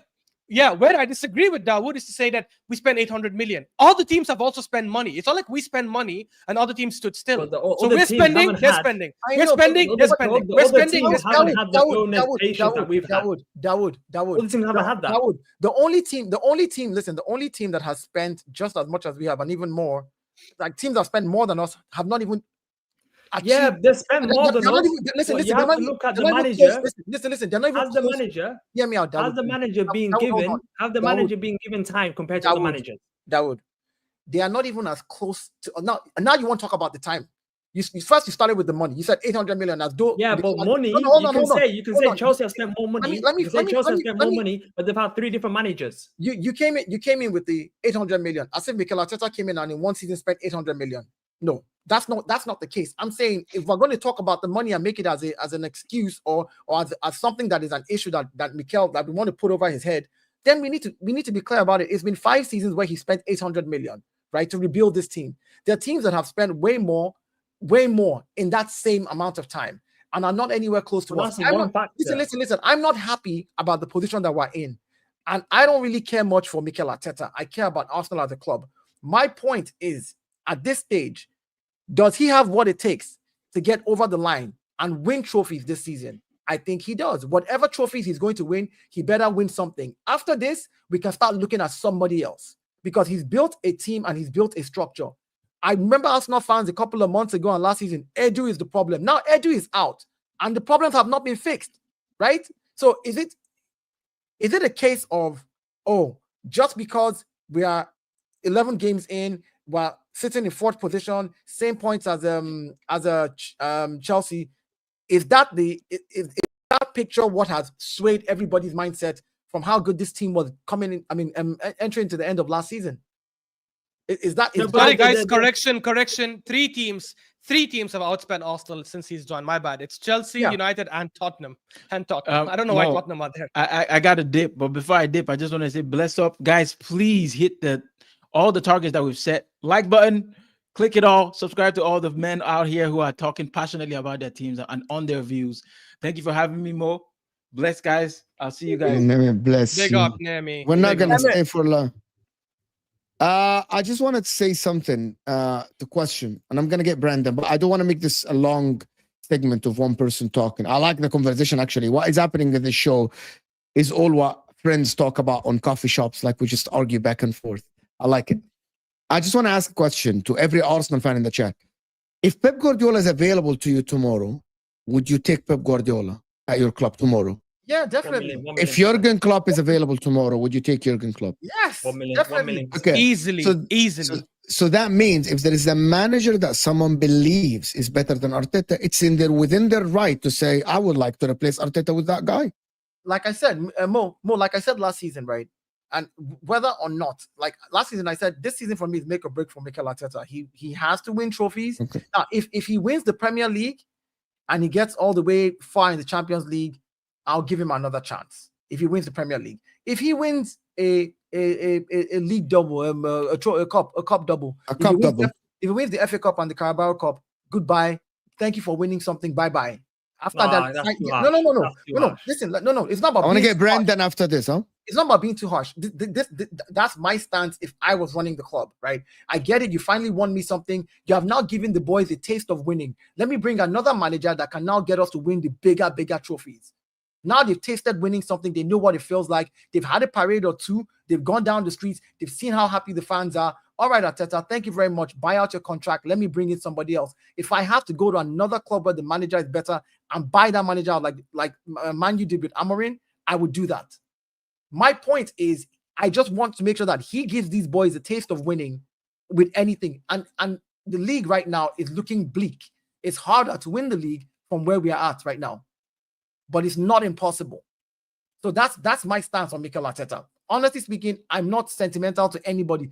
If you come tomorrow and you can bring me 200 million for Saka and I can get a better right winger in the world, if I can go bring Vinicius Jr., I'll do it. I'll take any better player on my team, you know?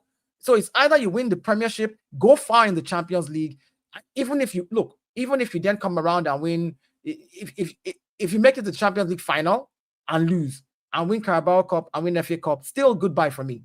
Still goodbye. But, you know, you've done your job. You've built something for us. They've tasted winning with you. Let's get somebody else in. It's not a case of sentiment or anything. But if you win the Premier League, now you're telling me that you're serious. Because next season, you got to go again. You got to go again. And now, next season, if you now go and come second and win Carabao and the FA Cup next season, I'll be like, yeah, it's cool. You won it the year before. This next year, you've won you've won something else again. Now there's the consistency in winning, and that taste stays in the mouth of the players. Yeah, I get you. Brandon, what are you here to say? Wow, how the tide has turned, eh? I didn't expect to hear that. I did not expect to hear that. I said that last season, though. But listen, I'm in agreement with you. I ain't going to lie to you. I'm total agreement with you. Let's be real, right? This was a 5-phase project. This wasn't a 5-phase project for Arsenal to win a Carabao Cup or an FA Cup. This is a 5-phase project for Arsenal to win a major honour. So if he doesn't achieve that this season, then he's failed. And therefore, he has to be moved on. The only way Mikel Arteta keeps his job is if he wins the Premier League or the Champions League. That's it. Everything else is irrelevant. That's it. And that's how it should be. But I think we all know that's not how it will be. Because, you know, I've given myself a little bit of time to think about Arsenal's current situation. And while I talk an awful lot about the manager, I'm no longer staring deeply at the manager for all our issues. I think they lie higher up, which is something that I think we knew as Arsenal fans anyway. But we're seeing it again, boys. The Cronkies are happy providing Arsenal are qualifying for Champions League. That's my opinion, right? Yeah. And I believe that even if Arteta, let's say Arteta doesn't win a trophy again this season, let's say we only get top 4, I believe the Cronkies will keep him here because they're happy with that. As long as they're getting that check, as long as they've got that Champions League money coming into their account, they don't care about anything else. And they made that clear anyway. Yeah, they said that. They said that a fair few years ago that they're not necessarily interested in winning the major trophies. It's just about, you know, getting to a certain point. And providing that Arteta can consistently offer us Champions League football, which at the moment he is doing, then I don't see his job being in danger. And I think that's totally and utterly wrong. I think more fans will wake up to this eventually, to the fact that the Cronkies are the main issue. However, when I look at this season's issues, I would say 50% of it lies at the Cronkies' door. And then I would say our fan base is probably in line with that as well, because as I've explained before, the owners and the fans are the only two things within a football club that can raise the standards, right? And if the owners are not going to do it, then the fans have to do it. And unfortunately, at the moment, our is happy. But I disagree with every fan wants to win the league and the Champions League. I've seen any fan that says I'm happy with not winning that. I've not seen one person say that. Actually, no. I'm not talking. Brandon, sorry, can I rebuttal something? The difference between what you say, Brandon, is that You don't believe Arsenal are going to win here, but someone like Dayo believes there is a chance, Ashraf and Nemmy. But that is not, their standards are not lower than you. They want to win the league and the Champions League. Mo, it's not about people having different opinions, right? Because you have it within every fan base. There are people who have the opinion of, I believe in the manager, right? There are people of the same opinion of me, which is, I don't believe that Mikel Arteta will ever get us to the promised land, right? That's not the problem. The problem is when you get a large majority of fans that say, I'm just going to back it anyway.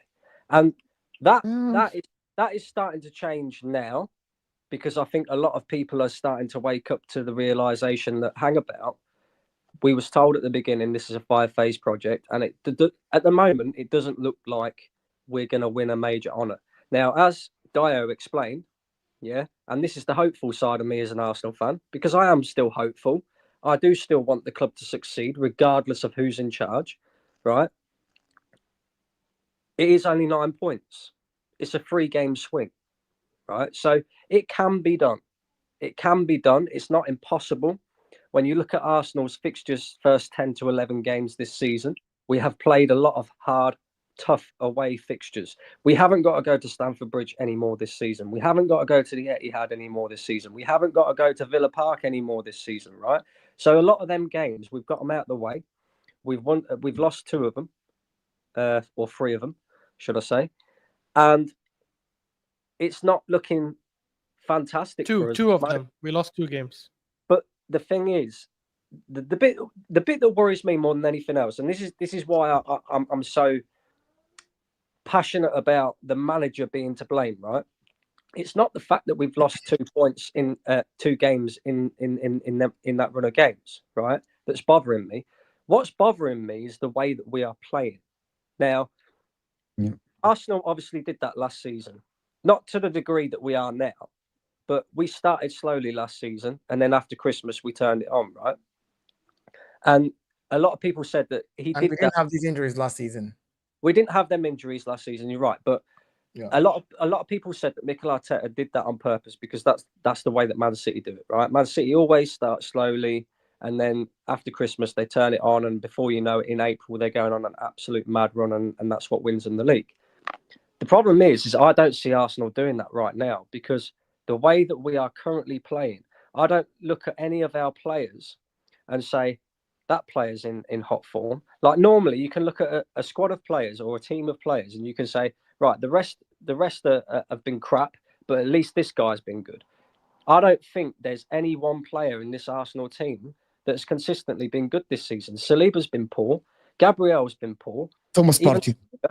Even Saka's been poor. Yeah. Thomas Partey.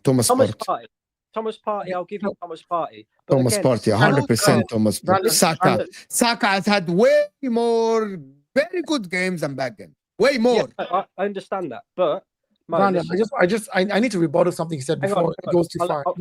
Dayo, I'll let you rebuttal in just a second. Let me make this point, right? Mo just said there, Saka has had way more good games than what he has had poor games, right? And I agree. 100%. I agree with that. But this is the same thing that Saka was doing last season. Now, I'm not blaming Saka. Well, it's not his fault then. It's like the rest of the team. Why is it his fault? Does he have to have a 10 out of 10 game every game for Arsenal to win? But this That's the fucking Kroenke's fault. Arteta's fault. No, okay, so this is the Kroenke thing. Is the Kroenke thing I need to rebuttal? It's about the Kroenke thing, Brandon. Hold on. I want to finish this show, by the way, after this point, please, guys. We've been going for 2 hours. I want to rebuttal something about the Kroenkes, right? Like, I don't necessarily dislike them as owners right now. I can't say that, and I'll tell you why. Because I like to do my research before I start to accuse people of anything. The Kroenkes, every sports franchise that they have gone into and have purchased, right? I've had a model that has taken that sports franchise from teams that have never won anything to consistent winners now. They bought the Rams over. When he first bought the Rams, he only had 30%. He didn't really do a lot with it. He kept quiet. When they finally got it and they took over finally, the Rams went on to win the Super Bowl. When they bought the Colorado Avalanche, the exact same thing. Their hockey team, the exact same thing. Even their semi-pro team. Denver Nuggets. Look, they've won four. Hold on. I'm coming. Listen. Hear me out. What I'm saying is, this thing that you said, as in the Cronkies are not happy to win. They are just happy to be. It's not true. It's not true because they've showed it with their other franchises that they want to win, and they've won with them. They've gone on to make sure these teams become winning teams after years of not winning anything. So you can't sit there and say. And with this club, with And Arsenal as well. like, Why would they spend 105 million on Declan Rice Okay, and but 65? so Even why though is I it- think why Havertz is was it- a bad signing. So my but question again is this. My thing is this. I'm just saying, like, if they only won top four. this narrative that they're happy with top four and they don't want to win cannot be true, It's mad. because all their other franchises, when they had them, those teams are not winning teams. They turn them into winning teams. Who do we sign in the summer then? If they were that, Hold on, desperate hold on. pushing- Listen. Dawood, I agree. I Dawood. agree, Dawood. I- But if what Brandon is saying is true, and they only want to stay in top four, that's all the main thing that matters. we made profit. One sec, Dawood. We Lots made of teams profit. made profit. It's lots of teams made profit. It's not just Arsenal. If what you're saying is true, Dawood, then when we challenged for the league the first time 2 seasons ago, and we bottled it and we finished 5 points behind, why would they then go next summer and spend 170 million on Declan Rice and Kai Havertz? Because if they only want to finish top four, they'll tell Arteta, sorry. 170 Why the hell would we million, waste like that you kind of guys money say, the size to of win the league? Arsenal, 170 million is not a lot for the size of Arsenal, okay? It is You for the make it sound- Cronkies if they don't want to win. No, Dawood, No, you're missing the when the context. Cronkies If they knew don't want now, to win, back-to-back that seasons- is a lot of money. No, but back-to-back season challenge for the title. This season, we had to push on. We had to push on and sign What? attacking midfielder. We had to sign a striker. We had to sign a left winger. Who did we sign? We signed in a backup. narrative- Dawood, all I'm saying Dawood, is- what you're I didn't doing have- is, Dawood, is you're picking what works for your argument and ignoring the rest. I agree we should have signed this, we should have signed that.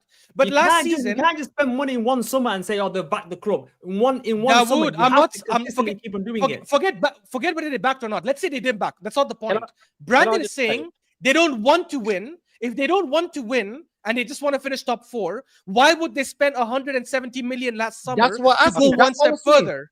Okay. Like, That's why all do, I'm you want to go, asking. why do you want to go Yeah, but- further by spending money when you can still just stay top four with the same team? The team that came top four, you could have just said, hey, you know what? Listen, keep the same guys, keep Emil Smith Rowe, let him get fit, keep Fabio Vieira. These were the guys that got us top four. Don't get rid of Lokonga. Don't get rid of all these guys. Keep the guys who got us to top four because they want to stay top four. Because they No, hold that on, was hold not on, that's hold not on, guaranteed to Dawood, go. Dawood. Your logic that, oh, they went on and spent extra money and got better players than some of the players that we had and got some out to stay in top four doesn't hold water.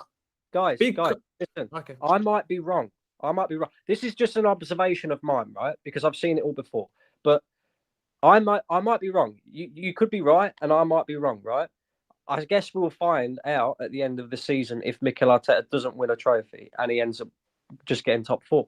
Because He's not gonna win the Premier League, Champions League. That's if he doesn't win something this season and he does just qualify for top four and they keep him in, that tells me they're happy, right? That's just an observation. But anyway, what I was saying about the players, right, is there's no standout player apart from Thomas Partey. And yes, you could say Bukayo Saka's been consistent, but he's also had injury so far this season, right? Gabriel. Aside from that, I don't really look at this Arsenal side and think there's any sort of standout player and the rest are letting him down. I think everybody's letting each other down. Look at the amount of mistakes that Trossard's made. Look at the amount of mistakes that, even Ben White has been poor this season. And I know that turns out that it's because he's got an injury.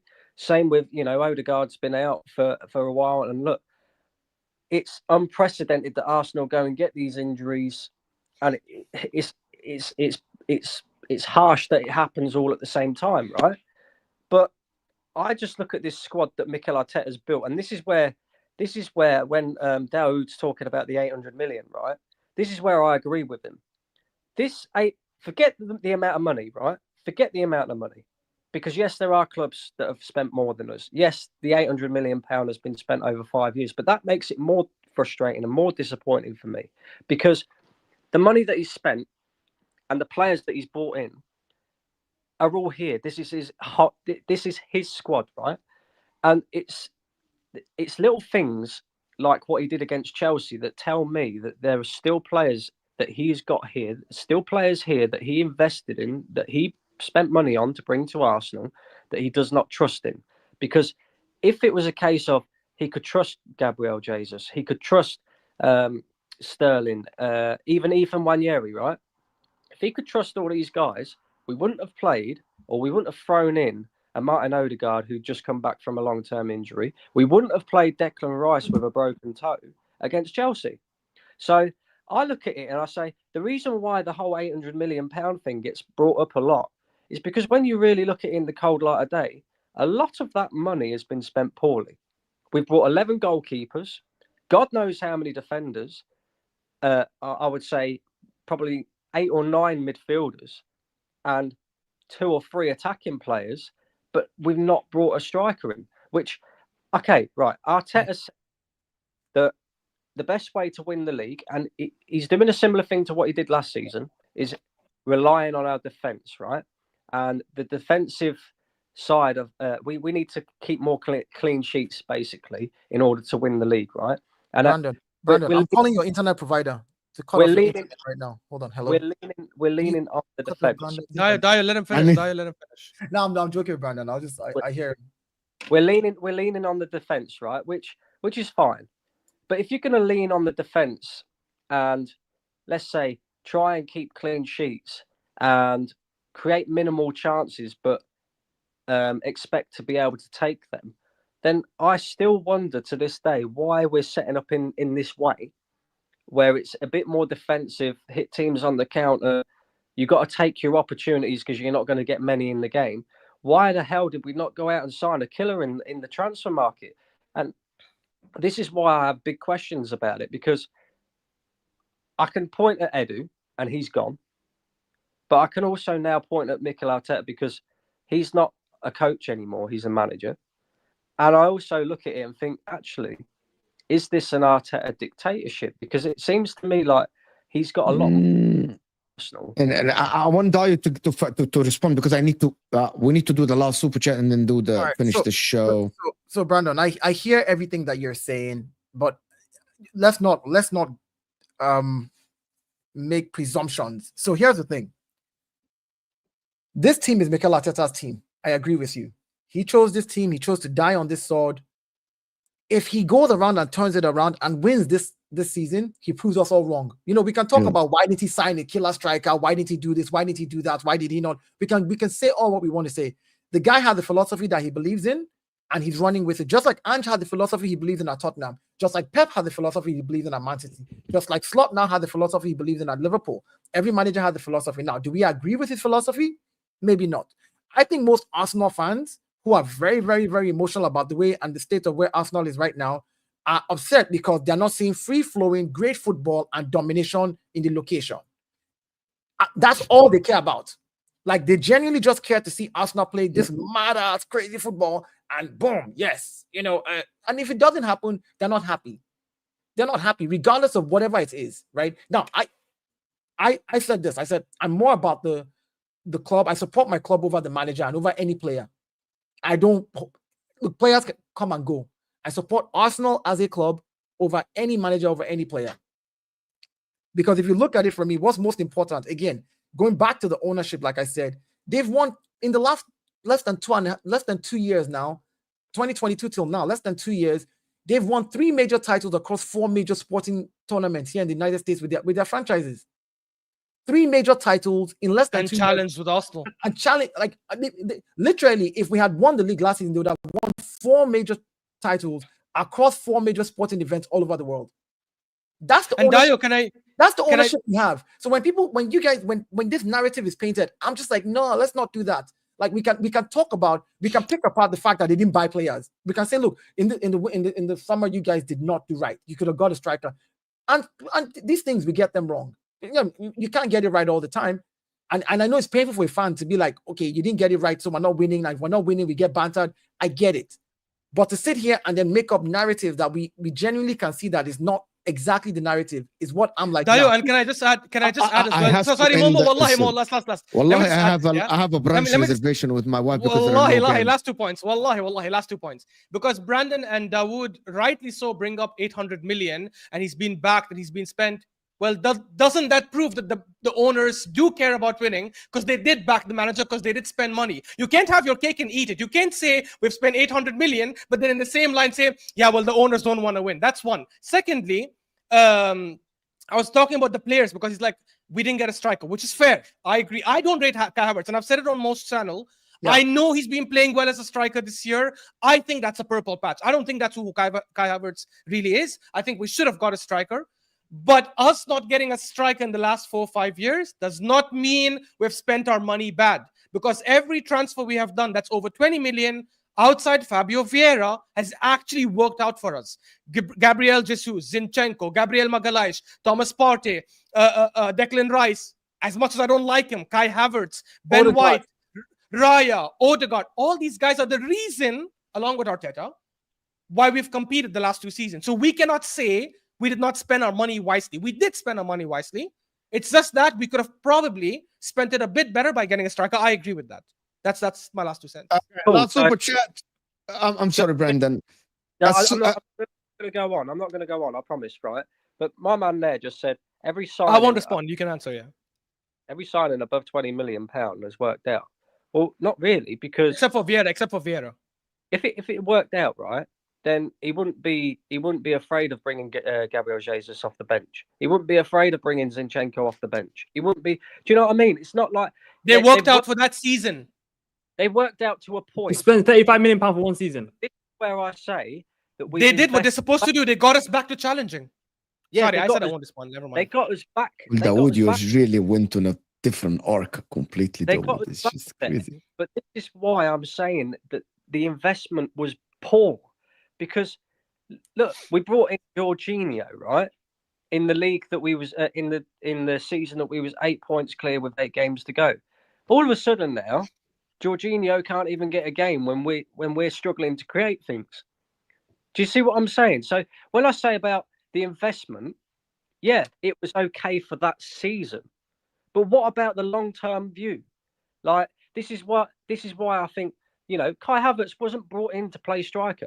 He was brought in to play midfield. It just so happens that he fell Yeah, I flat on agree. his field, and now he's playing up front. Did it so happen, or did they realize that in training one day and be like, you know what? Because of course they just didn't just randomly. He just didn't wake up one day in a game and be like, let me just put Havertz in 9. Like I'm sure they've tested it out in training. I'm sure they've seen these things. We Yeah, can't- 100%. We can't talk about these things like it's just whimsical. Like it was just Guys, a stroke of luck on the touchline. Arteta is like, what do I do right now? Kai Havertz Guys, go and poor do that. Mo. realize. Like we here all night, by this way. Really, we can't. By the way, I- Mo, I someone need in to the get- comments, someone in I the need to comments get it. said you Mr. cannot Happy. leave. You need to continue for another Mr. 2 Happy, hours. I I'm don't going to remember. I need to Happy, give you I'm the password then for the Hold on. stream, Ashraf, and then you can continue. But No, Daud no, has no, to no, go. no, no. Mr. Happy, No. 3 titles across 4 major tournaments in less than 2 years. That's what the Cronkies are working with right now, currently. So don't tell me that they're not winning consistently, because one of their teams, the one that won the NNL, the Mammoths, had never won it until they took over. So let's not do that. Let's not- Rice and Havertz signings were to cement our top 4. We spent 170 million on 2 players to cement our top 4.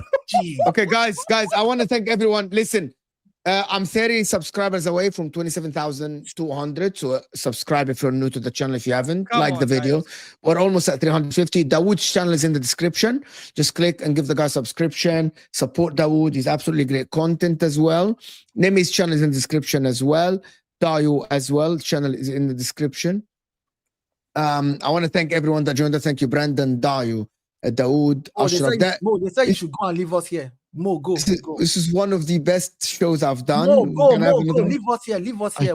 We'll I finish can't this. do it. Guys, generally, I feel bad for Mo, bro. He probably I had plans can't. like 20 minutes back. Go. All right, bro. I literally moved my reservation from 1:30 to 2, Oh, just to wow. let you guys know. Yeah, let's just end it. Let's just end it. Live. So thank you guys for joining us. This was a fantastic and a great show. It really flew by. I didn't feel the 2 hours plus show. It was one of the best shows. We're going to do another one. We're actually going to do it Arsenal versus Man City soon, or Arsenal versus Liverpool. I'll see you guys soon. This is going to take you to HUSAM stream. Thank you for everyone super chatted the channel. We're out of here, people.